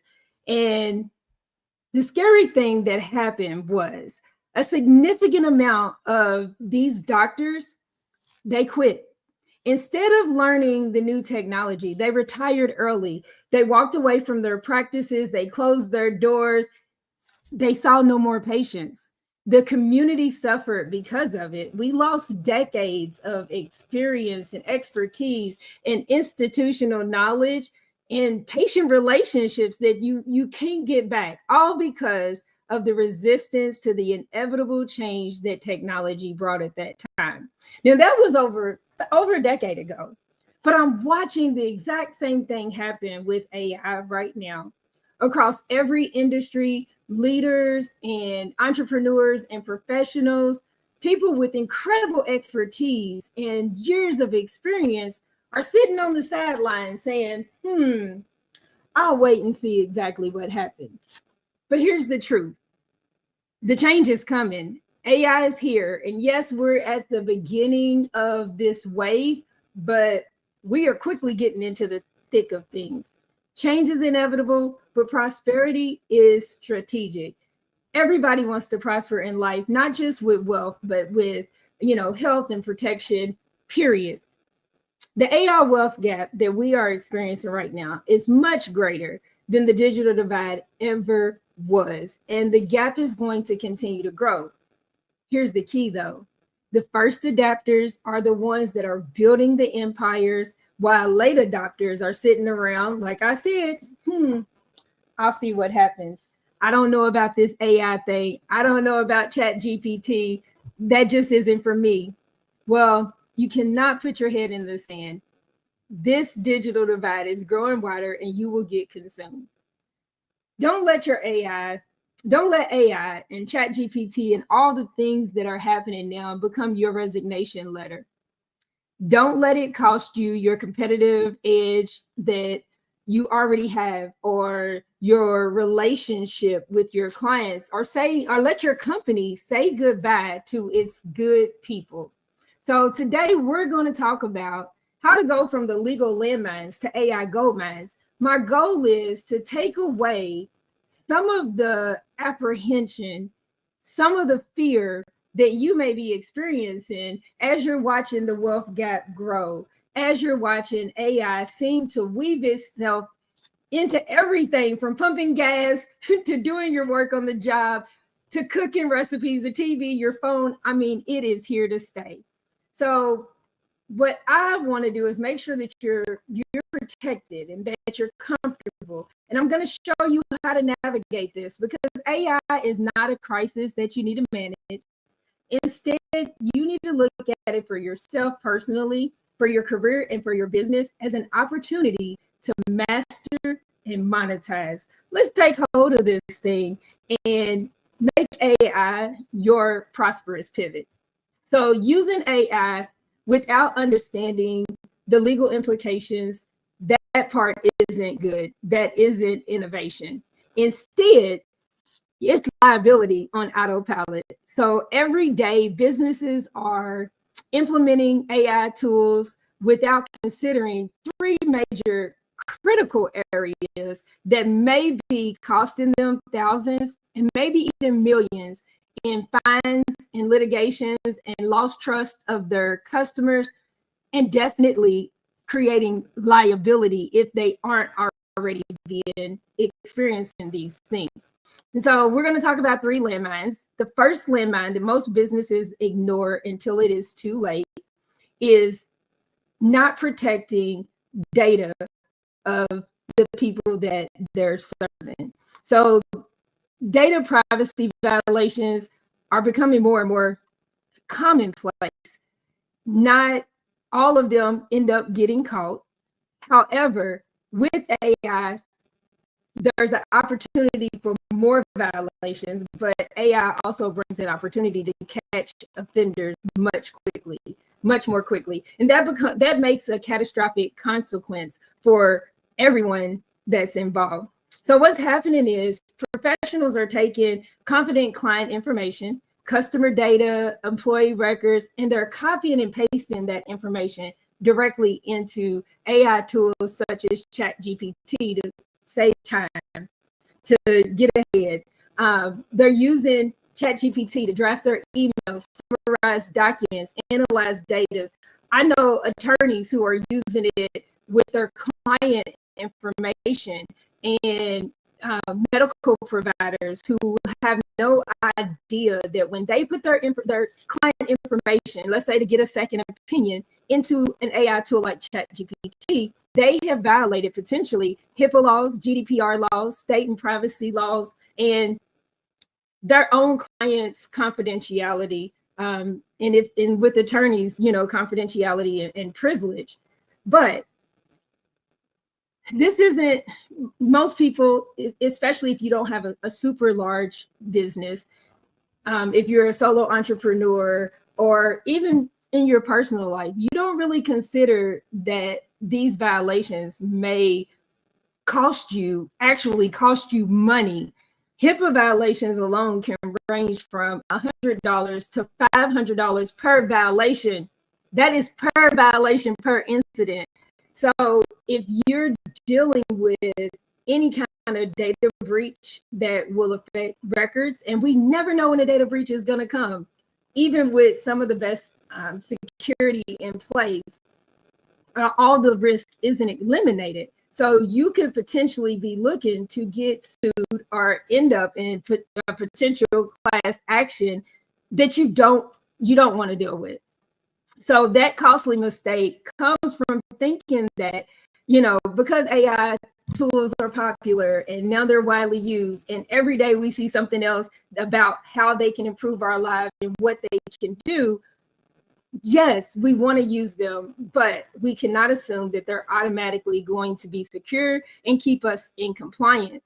So the way that you avoid this is before you put any of your data, and even if you don't have a business, but let's say you wrote a book or you have any other kind of intellectual property, be very careful before you put your personal information, your intellectual property, or your client's information, any data really, into an AI tool. Before you do it, you need to ask yourself, does this data contain potentially identifiable information, any kind of protected health information, confidential business information, or just things that you wouldn't want to hand to a stranger on the street? If that answer is yes, then you need to consider ways to protect yourself and that data. One of the good ways is a business associate agreement, but there's other equally equivalent data protection agreements that you could put in place.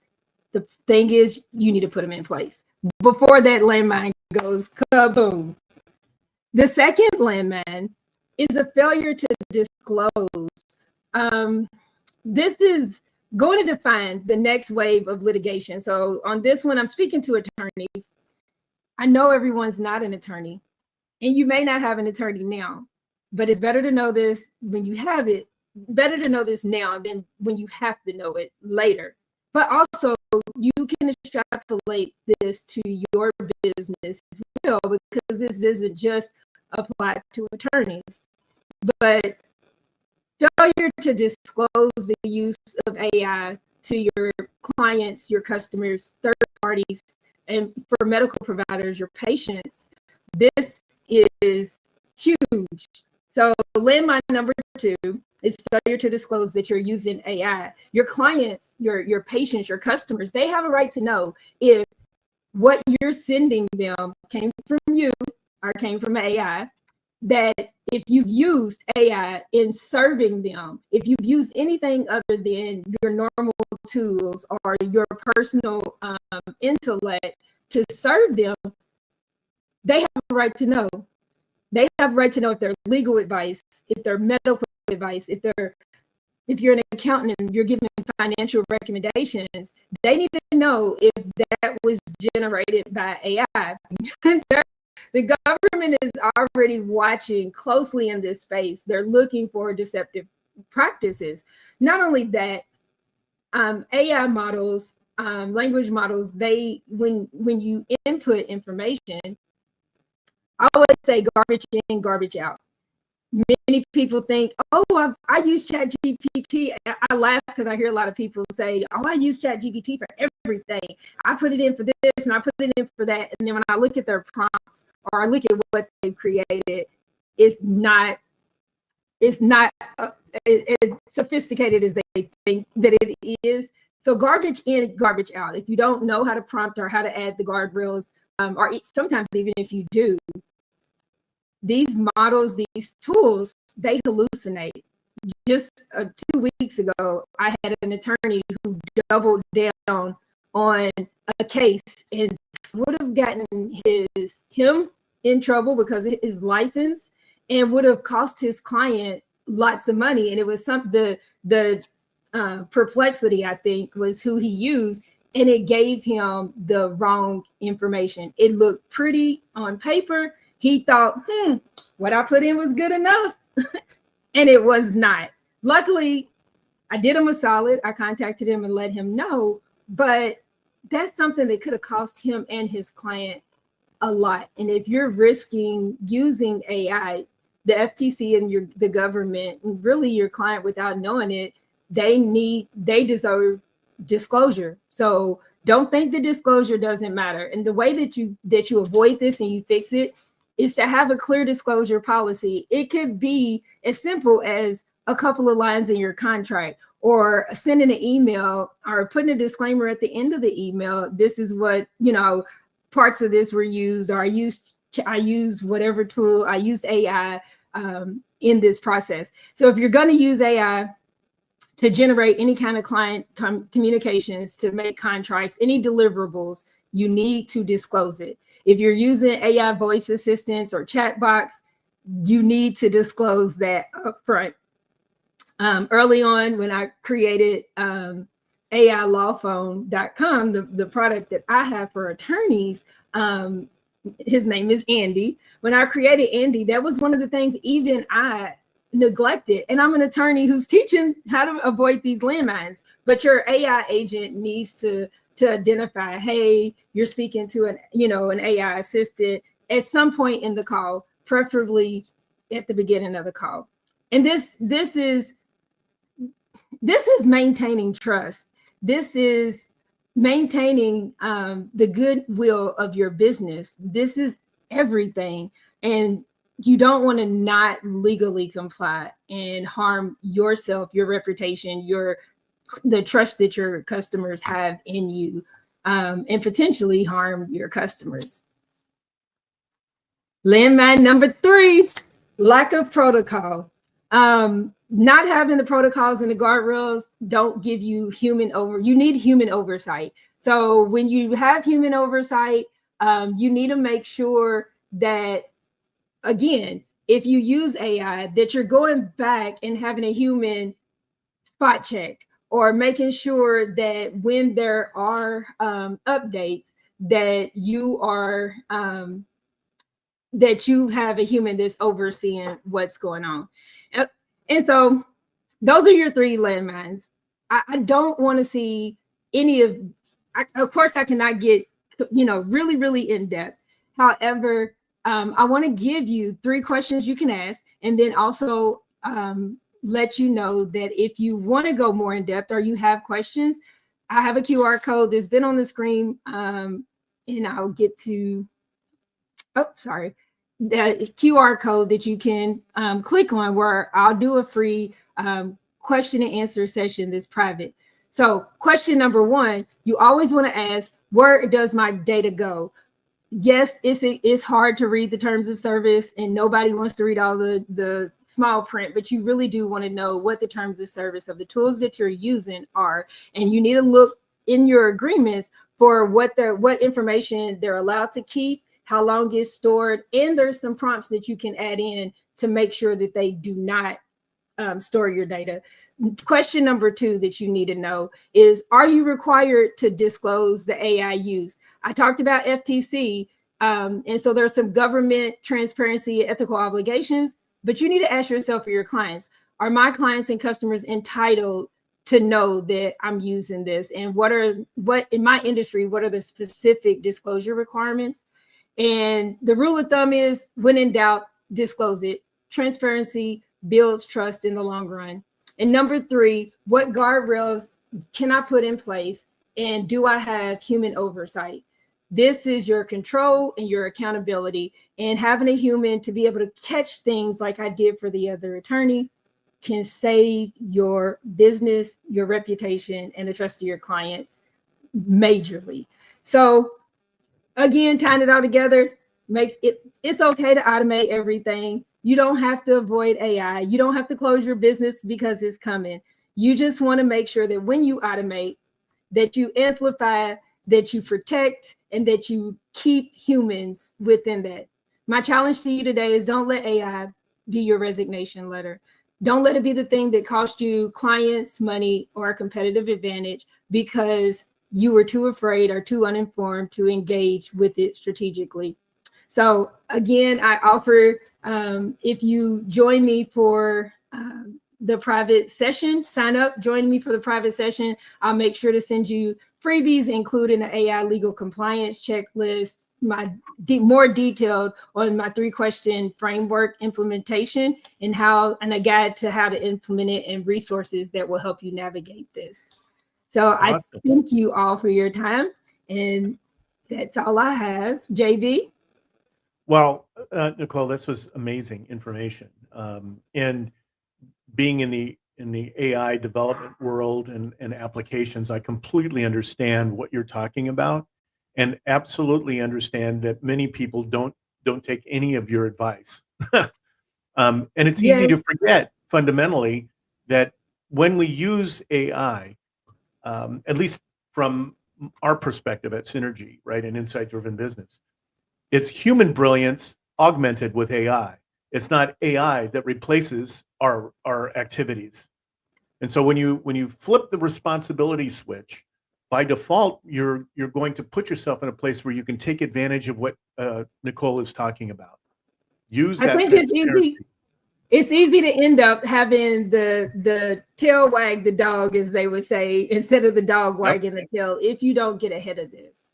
Exactly. So everybody, please take advantage. Take a look at that link. Go see what Nicole has to offer and take advantage of this type of information. It's going to protect you now, and it will protect you and your clients in the future. So thank you very much, Nicole, for being here. Appreciate it.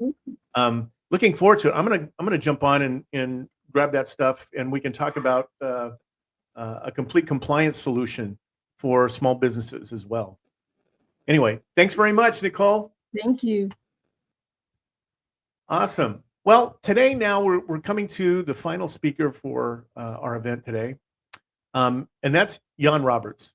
He brings a presence that's shaped by global experience, personal conviction, and a deep belief in the power of ethical leadership. He's an internationally acclaimed leadership coach, values-based leadership specialist, and co-founder of the Key Leadership Institute, with operations spanning South Africa and Scotland. With over 30 years of professional experience, including 3 decades in the oil and energy sector managing international teams, Jan has dedicated his career to transforming how people are developed and empowered to lead effectively across governments, corporations, universities, NGOs, and faith-based organizations. Jan, we're honored to have you here with us. The stage is yours. Welcome. And thank you very much, JB. I was kind of worried a little bit because Nicole was actually talking about the lights glitching. I had a complete power cut, but I had light and I had internet, so I thought whatever happens, we're going to be good. So here I am. There we go. The lights are back on. So wonderful. Thank you. Well, go for it, Jan. Tell us what you got. Well, I'll do my best in that short time, about 12 minutes or so. And, you know, when I was asked, I was thinking about, you know, how will I unwrap this? Because I know there's going to be a lot of amazing information. And what information have we had already, JB? You know, the speakers we've had and the golden nuggets. I mean, it's a gold mine, not just a few nuggets. So I was looking into this and I thought, well, I'm also coming from a leadership perspective as well. And I thought, why don't I combine it? And I gave my short talk even a title, the AI Ready Leader, how to stay human, relevant, and unstoppable when everything around you is changing at the speed of light. So I want to say good day, good morning, good afternoon, good evening, wherever you are. For me, it is an absolute honor to be here with leaders, with innovators, and curious minds from all over the world, really.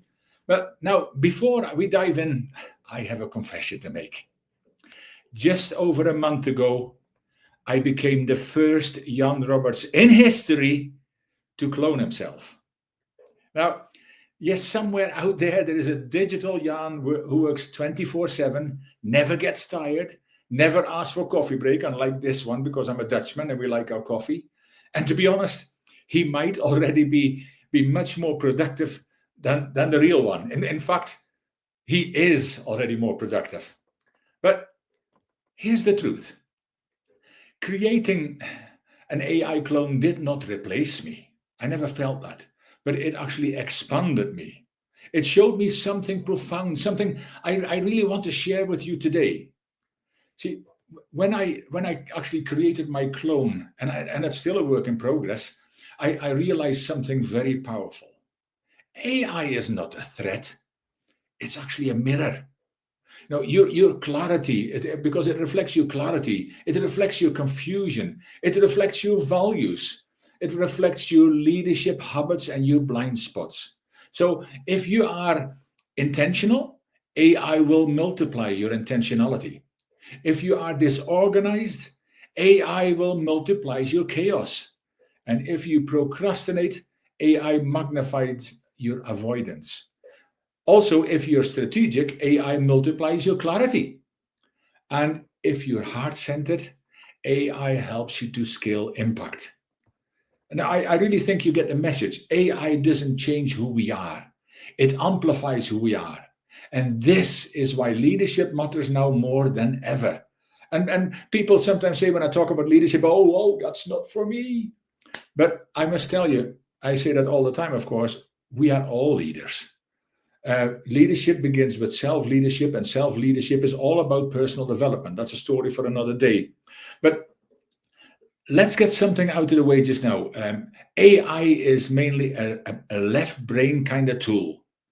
Logically, full of research, information, and knowledge that is constantly updated at the speed of light. The information it gathers doubles in speed at the moment, just about every 3 months.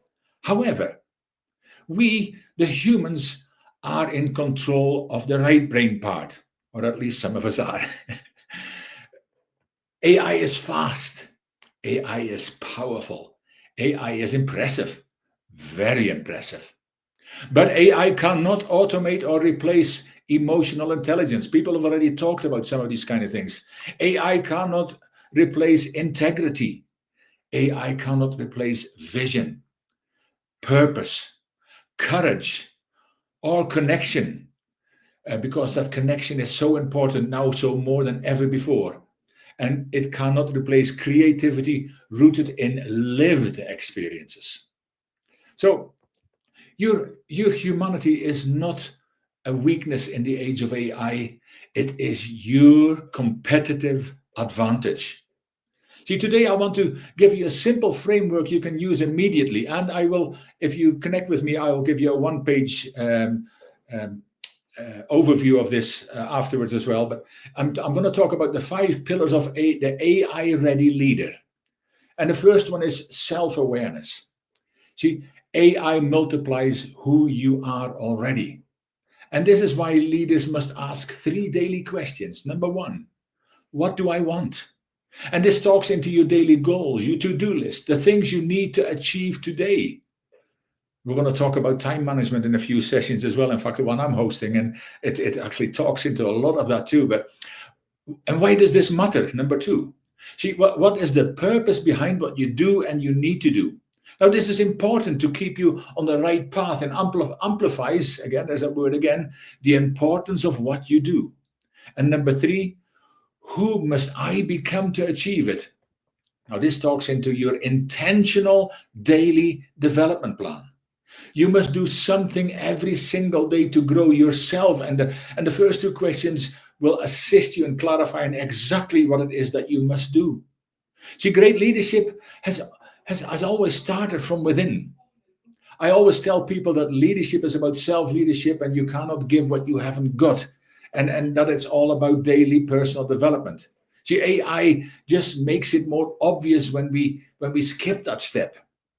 Now, the second pillar is values-based leadership, another thing I'm passionate about, because AI has speed, but only humans have a compass. See, before making decisions with AI, ask the following questions using a values filter. Does this help people? Does this build trust?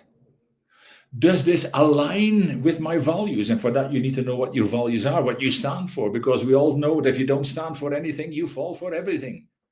Would I be proud of this if it were on the front page tomorrow? Now, this also very much talks about the ethics of all of this, what we're going to talk more into as well. But values are no longer a nice to have. They never were. They are your strategic advantage in all of this. And then the pillar 3 is emotional intelligence. And that is, again, your competitive advantage.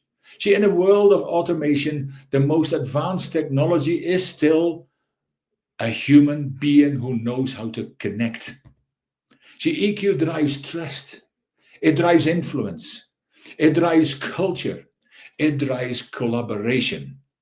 AI can generate information, but only you can generate inspiration.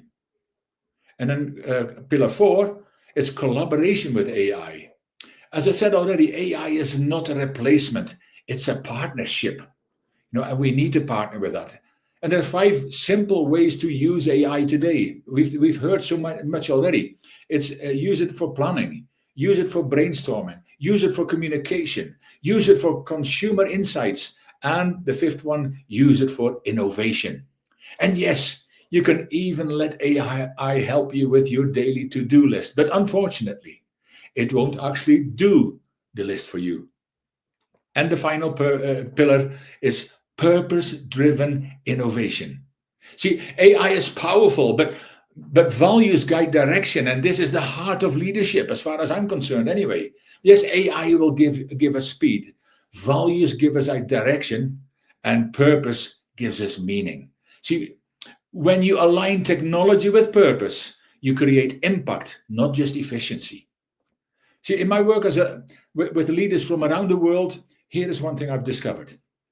People don't fear AI. They fear becoming irrelevant.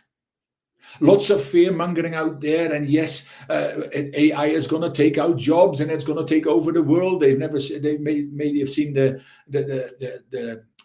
film many decades ago already about the fear of all of this. But the job market is changing. It always has done. I mean, the industrial revolution, the car, the internet, the computers, the mobile phones. Somebody mentioned farming earlier on. And my parents had a record shop in the Netherlands in the 60s and 70s. Now, for you young people, that's those black round frisbee kind of things. And luckily, they're coming back again.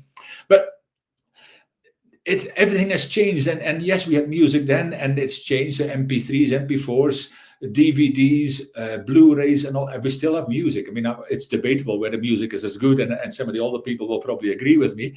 But that's a different story. But the future does not belong to the smartest machines. It belongs to the most intentional humans. Now, I've said that a few times, that word intentional. And I'm saying, if I ask each and every one of you, have you ever had good intentions? Now, I'll put my hand up, and I'm sure each and every one of you will as well. But there is a big difference between having good intentions and becoming and living an intentional life. See, people with good intentions might do something good occasionally, but people who live an intentional life do something good continually. See, humans we're talking about humans who lead with courage, humans who innovate with integrity, humans who care deeply, stay curious, put people at the center, and use AI not to replace themselves, but to elevate themselves. See, a lot of this talks into EQ, your values, and basically your right brain activities, what it means to be human. Now, I'll have a short story of my transformation working with AI up to this point.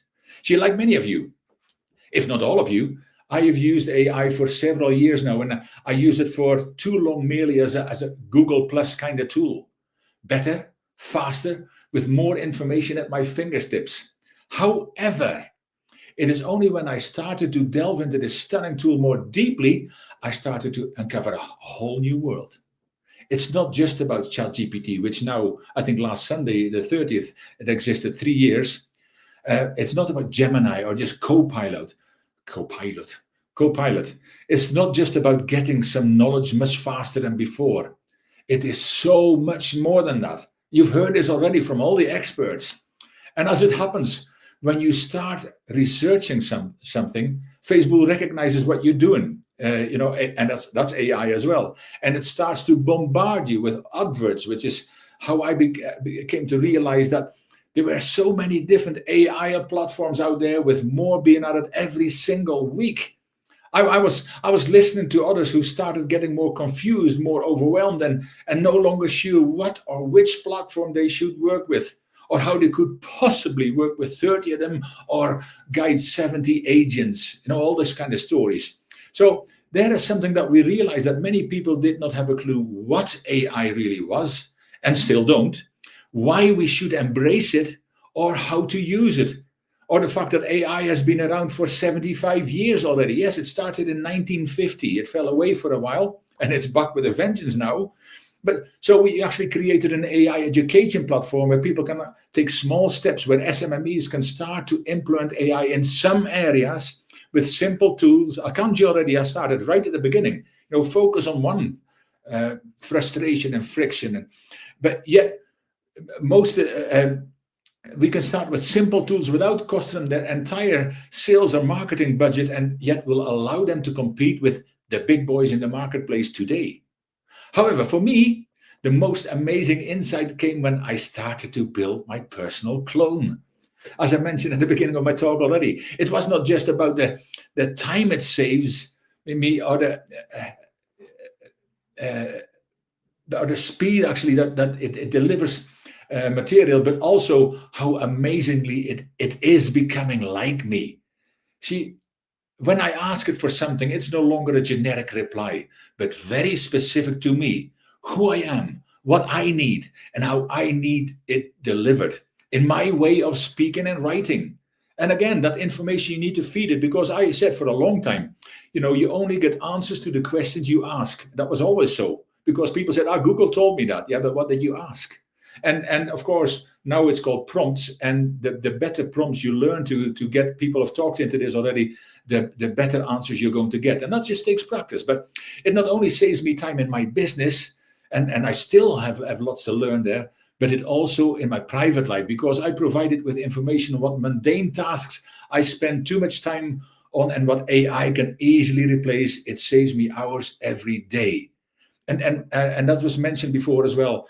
We can never get time back. Doesn't matter how much money you've got. If it's spent, it's spent. But in the future, we will have so much more time available for what matters most to us. What matters to, our families, our children, our hobbies, our religions, our NGOs. The time that we can then spend on more important things, not just on the job. So, in closing, my message to you today is very simple. AI will shape the future. Yes, it already is. But you will shape what AI becomes. Be intentional in the choices you make. Lead with heart. Lead with values. Lead with a purpose. And partner with AI to multiply your impact. Because when humans lead well, technology becomes a force for good. And my last statement is one that I have used for the job market. I was presenting on a new AI tool as well, Voidara, but another brilliant tool that's come to the market. But I've used this in the job market for a while, but it is also applicable in leadership. AI won't replace leaders, that is most of you. But leaders who partner with AI will replace those who don't. Thank you. Absolutely amazing. We reach on so many different levels, it's not even funny. We haven't had a chance to talk about any of this in the past. But when you talk about intention, that's really the key to everything. One of the things that we talk about in our company, SynapzeAI, is that human brilliance is amplified by AI. And when you start with human brilliance, it means that you have to start with who you are as a person. What are your core values? That's what separates us from the animals. It's what's going to separate us from what artificial intelligence really is. So Jan, thank you so much for everything that you mentioned today. It's really one of the most important things that I think you wound up the event really, really well. And what I'd like to do is make sure that everybody can take advantage of connecting with Jan and understand what he does at Key Leadership. So down there, make sure that you take a look at that link, click in, connect with him, because some of the things that he's talking about are not only applicable today, they're going to be applicable in the future. They're going to prevent you from being left on the wayside. So Jan, thank you so much for being here. I appreciate it. And thank you, JB. And before I go, also people, don't forget, we have a tremendous host here. He's going to be for a few days. And I've got the pleasure later on to announce him as well in one of the other days. But connect with JB as well, because I've had the pleasure of being hosted by him before, and also with Anshu. With both of these people, don't forget Anshu either, but connect with JB, because he's a wealth of influence, he's a wealth of information, and he is an amazing human being. So connect with him too, please. Oh, thank you, Jan. Appreciate it. Well, now what I'd like to do is for the speakers that are here, bring us all together for one final roundtable. So Jan, I know that you're here. Tom's is here. Nicole, yay! Nicole's here. I know that she was having some challenges earlier. We had some technology problems. So what I'd like to do is kind of wind up the event. Oh, James, you're here, my man. Good job. So what I'd like to do is just very quickly kind of go around the room with one specific topic today, which is, what does responsible AI innovation look like in a human-centered world? So we've all brought our own unique characteristics and thoughts and processes about how AI applies. But I want us to really focus on the fact that this is and should be a human-centered world. So how can we implement it from your perspective in that framework? So who'd like to begin? I'll jump in just to give everyone a moment. My thought, first of all, is thank you, JB. Thank you, Nicole. Thank you, Toms. Thank you, Jan. That was, by the way, Jan, you've got the coolest accent I've ever heard. I've just never, you are unbeatable when it comes to accents. Hopefully the rest of us have other skills. Jan was talking about, and JB has talked about the ethics and the authenticity and so on. So to me, the number one issue is, if you want to stand out, and if you want to be safe, it's the same answer: be real. And AI and other tools can multiply and magnify your authenticity, your creativity, your ability to connect. I mean, here we are in many countries, probably. I'm in Fort Lauderdale, Florida. Thank you. I'm from Toronto, but it got too cold, so that was crazy. And here, we're able to connect. Now, right now, I bet you JB can feel that I respect him and connect with him. Jan can feel that I was paying attention and I appreciate him. Tom's the same. So if we can do that through technology, that is proving in a microscopic way that technology magnifies and multiplies humanity.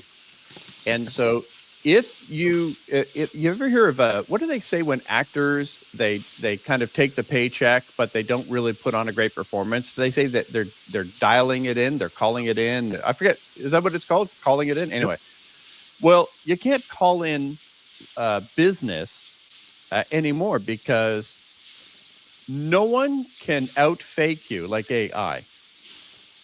No one can outfake you. I remember when people were saying, oh, people in Hollywood, they're fake. Well, that virus spread globally. Now everyone's fake all over the world. And so AI is multiplying their ability to be fake, which is going to increase our lie detection, our fake detection, and our sensing of authenticity. Authenticity is the new precious metal. It is the new precious resource.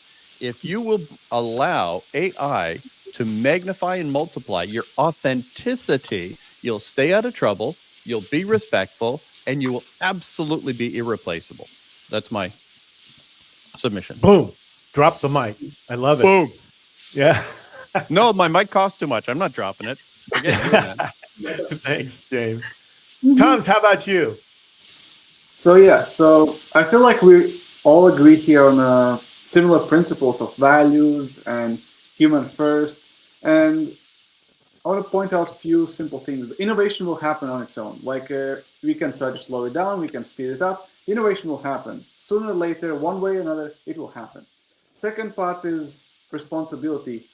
It's a tool. AI is a tool. So it's not a tool that's responsible how it's being used, same as a paintbrush or a knife. Like tool, we as humans, as users, we bear responsibility. And it's also more responsibility of each and every single person who is using the tool as well, not only the developers of the tool. So remembering that it's collective initiative, as we spoke before, of intention. And second, like how do we, as developers and creators, well, ask and you shall receive. So as we set intention to protect and create a tool that is beneficial for humanity, so we can ask simple question: will this benefit to everyone involved? Not just few people, not just some people, but everyone involved. And if we ask this question, we have this thing called conscience. We will know the answer if we truly stay honest with ourselves. And it is as simple as that. Ask and listen. Ask and listen. Remember to ask. And I feel like that if everyone asks this question in their own private life, using any tool available, we will have a much more beautiful world. And authenticity will come on its own as well, because we ask and we listen. We ask and we listen.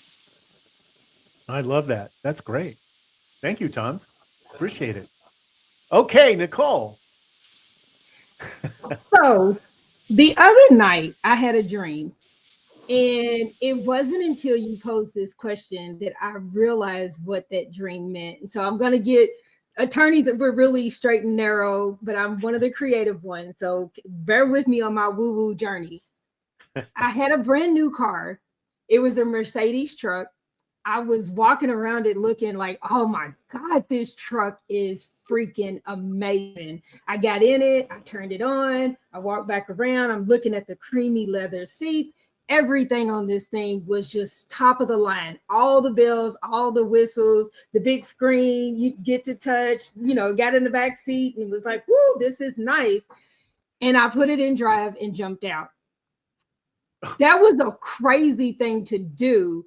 But in the dream, I'm watching it, like I'm running behind it after I let it go, thinking, oh my God, it's going to hit somebody. Kids, get out of the way. I'm looking, I'm like, is it going to go over the cliff? Is it going in the water? Which eventually it went over the cliff. But I just kept thinking, it's going to hurt somebody. It's out of control. Oh my God. Duh. I hope that those who are watching, and one of my goals in doing what I'm doing with Second Chair Legal and Prosperous Pivots is to warn people that it can't, like I said earlier, it can't be the dog being wagged by the tail. The dog is the one in control and the tail follows behind. If we're going to get in this souped up piece of technology with all the bells and whistles that can go hundreds of miles an hour and faster than we can run it and imagine, we cannot jump out of the front seat and just hope that it's autonomous and is going to do what we would expect it to do. We have to stay in the driver's seat. So in a responsible world where AI innovation is doing what it's supposed to do, it has to have humans in the front seat. And it had computers, the AI technology and reasoning is wonderful. And it can kind of mimic emotions, that you play around with it and see if you can make it mad or say potty words. But at the end of the day, the thing that sets humans apart from every creature and every innovation and every new technology is that we have a soul and morals and ethics. They may not all match everybody in each culture may not have the same morals, but the bottom line is, they line up enough that if we keep our ethics and our humanity first, AI is going to be amazing and do amazing things, but it's going to be with us in the front seat. Love that. Absolutely. Okay, I'm going to remember that story. Yeah, not and that's jump a true story. I really did a couple of nights ago. I love that. That's great. Thanks, Nicole. Jan, bring us home, dude. Yes, thank you. And I love what everybody said already. That and more. But I think it's very important because there has been so much fear mongering about AI, and it's a lack of understanding and a lack of even wanting to find out, because most people, they want it, if it doesn't come through the screen or even with a person with a white jacket on, they don't want to know. That's my father. He's 88 years old now. And that's how he feels. And it doesn't matter what I tell him otherwise. I mean, he doesn't even know what AI really is. But that doesn't matter. At his age, I think we can forgive him for that. But the thing is, we hear these stories, how people, they only need a bit of your voice. They need your photo, and they can make videos, and people will have no idea whether it's you or not. So I think ethics, and Nicole also mentioned that ethics and governance is something. I think the book is still being written, because and it will never be a finished book, because as things develop more and more, there's more things that can happen. But I say to people as well, do you use a credit card? Yes. Do you know how much credit card fraud and scams there are around the world, and you still use it, without a thought? And so I say we need to be that governance and that ethics, because we are talking about it. We need to show other people, we need to teach other people to use it for good. And we also have that, every parent, every guardian has that responsibility for their children. Because, there is already stories that AI try to tell a young person to commit suicide.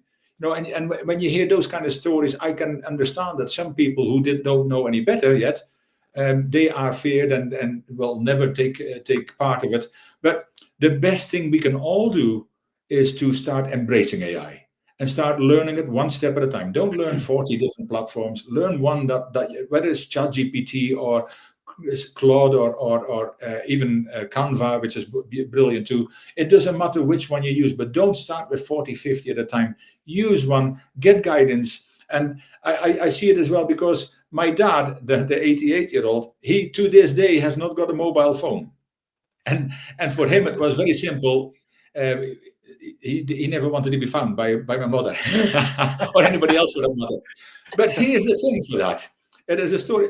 And I just thought about it. It said, if you don't embrace AI, you will never be found in the future. But my dad has that choice. You will no longer have that choice. If you want to run a business, if you want, and I think James said it earlier on as well about, the first billionaires coming out. Yes, it was James with a Scottish surname, Mr. MacNeil.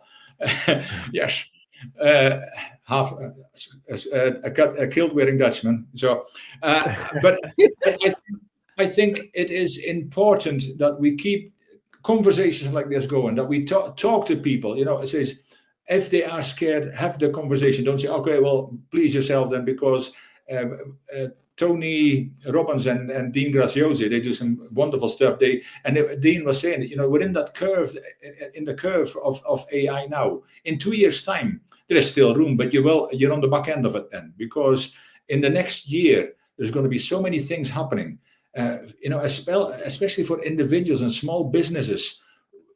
They need to embrace this, because it allows them to compete with the big boys in lead generation and all these kind of things that would have cost a fortune before.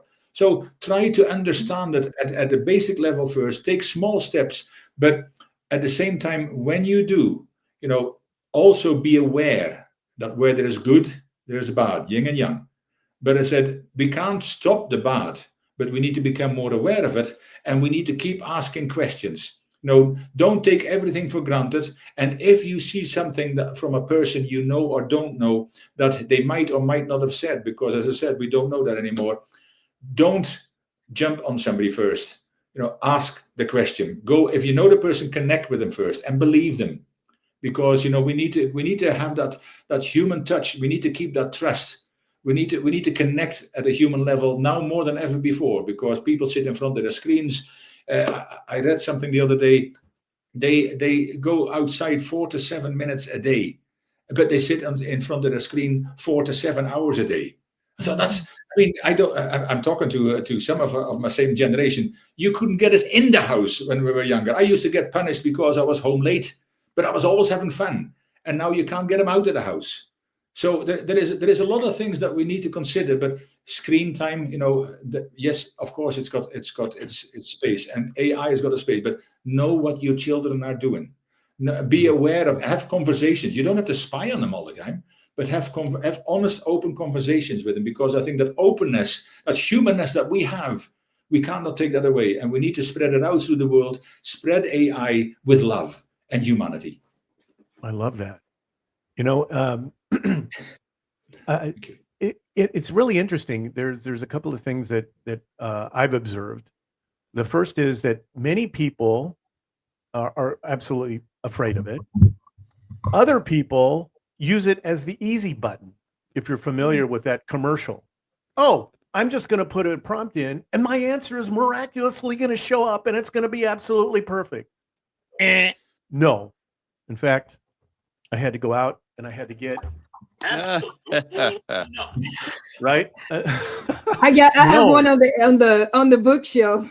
There you go, right? Because that's not true. It's not the easy button. So it's easy, but you're going to cause liability. It's the runaway car. There you go. Yeah, it's easy, but it's not quality. There you go. There you go. Exactly. So if you want to motivate yourself, right, and constantly remember that it's not the easy button, think about how you would talk to somebody who doesn't know anything about it, right? Like raising a child. This is true. Don't put your hand on the hot stove. It will burn you. Well, you're not going to let them do it. You're going to guide them. Maybe you hold their hand and you get it close and have them feel it and that kind of stuff, but you're not going to let them burn themselves. That's your job as a parent to do that. So for us, as we are in the AI space, I think it's our responsibility to help guide those people who aren't as familiar, to show them that they, in fact, are in control of their intention. Their core values are essentially their own personal guardrails, and design and implement AI solutions based on those core values. Now, wouldn't that be interesting? Because if you, in fact, I remember the first time I was doing artificial intelligence was in 1993. And it was an amazing experience because the technology didn't exist that we have today, right? There was no transformers, there was no generative AI, it was big data. But I learned, ironically enough, from a football coach, Coach Bill Walsh, who used to be the coach of the San Francisco 49ers, right? And what he said to me was brilliant. And he said, I'm going to show you how to predict the future. What? We're going to create an application that predicts what the next play is going to be in football. How can you do that? I can't figure out what the algorithm is going to be. He said, no. He slapped me on the side of the head in a very friendly way and said, no, dummy, it's not about the algorithm. It's about the people. What we're going to do is understand how people are. And when we understand the offensive coordinators, the defensive coordinators, how they think, what they respond to, we're going to be able to put situations together and predict. And we got it like 70% accurate, predicting football plays. But this was like many, many, many years ago. And so the NFL shut us down and everything else. But that stuck with me. And even now, as we talk about AI, when you really, really think about it, don't leave your responsibility for getting an answer to something that you have no idea how it's been trained, how it's been forcefully trained, where it's getting its data, what its methodology is. You can do that. That's one of the things that we're doing at Synergy, is allowing you to create your own methodology. You have a unique way of thinking, a unique way of processing information. Craft that. That becomes the basis for how you can amplify yourself, just like Jan was talking about, right? Cloning yourself. We talked about that in the past, right? I have Higgins. Higgins is my alter ego, speaks like me, talks like me. But what he does is I've embedded all the philosophy, all of the great leadership, John Maxwell stuff, right?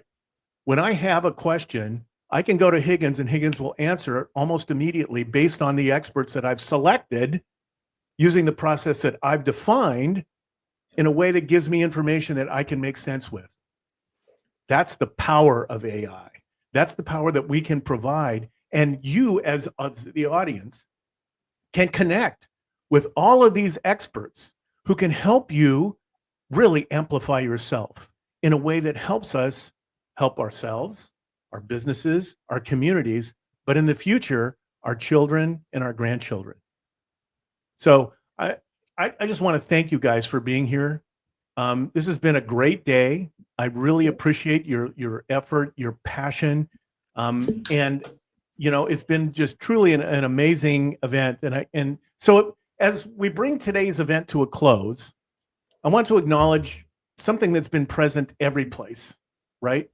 That progress, whether shaped by AI, by leadership, or by our personal journeys, really begins with intention. It begins with the choices we make when no one is watching, and the values we hold when the pressure rises.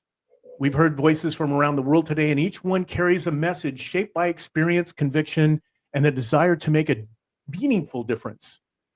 So different perspectives, different stories, but a shared belief that innovation must honor people first. So AI will continue to accelerate, technology is going to continue to move, but the responsibility for how we apply it rests with us, with our choices, our character, our alignment, our willingness to lead with clarity and courage. So if there is one message I hope stays with you, it's this: we will accomplish far more together than we ever will alone. And when our values guide our innovation, we not only build smarter systems, we build stronger communities. So to all of today's speakers, thank you for your wisdom and generosity. To everyone watching from around the world, thank you for bringing your presence and your energy to this space. And to the global Speakers Talk community, thank you for continuing to create a home where every voice is honored and every story has a place as well. So let's continue to build a future where technology elevates our humanity, not replaces it, and where leadership is defined not by what we achieve, but by who we become in the process. Thank you again, speakers, for being here. Thank you for being a part of this wonderful movement. And I look forward to seeing how you apply AI using these principles that we've talked about today. Thank you very much. Thank you. Together we are Global Speakers Talk.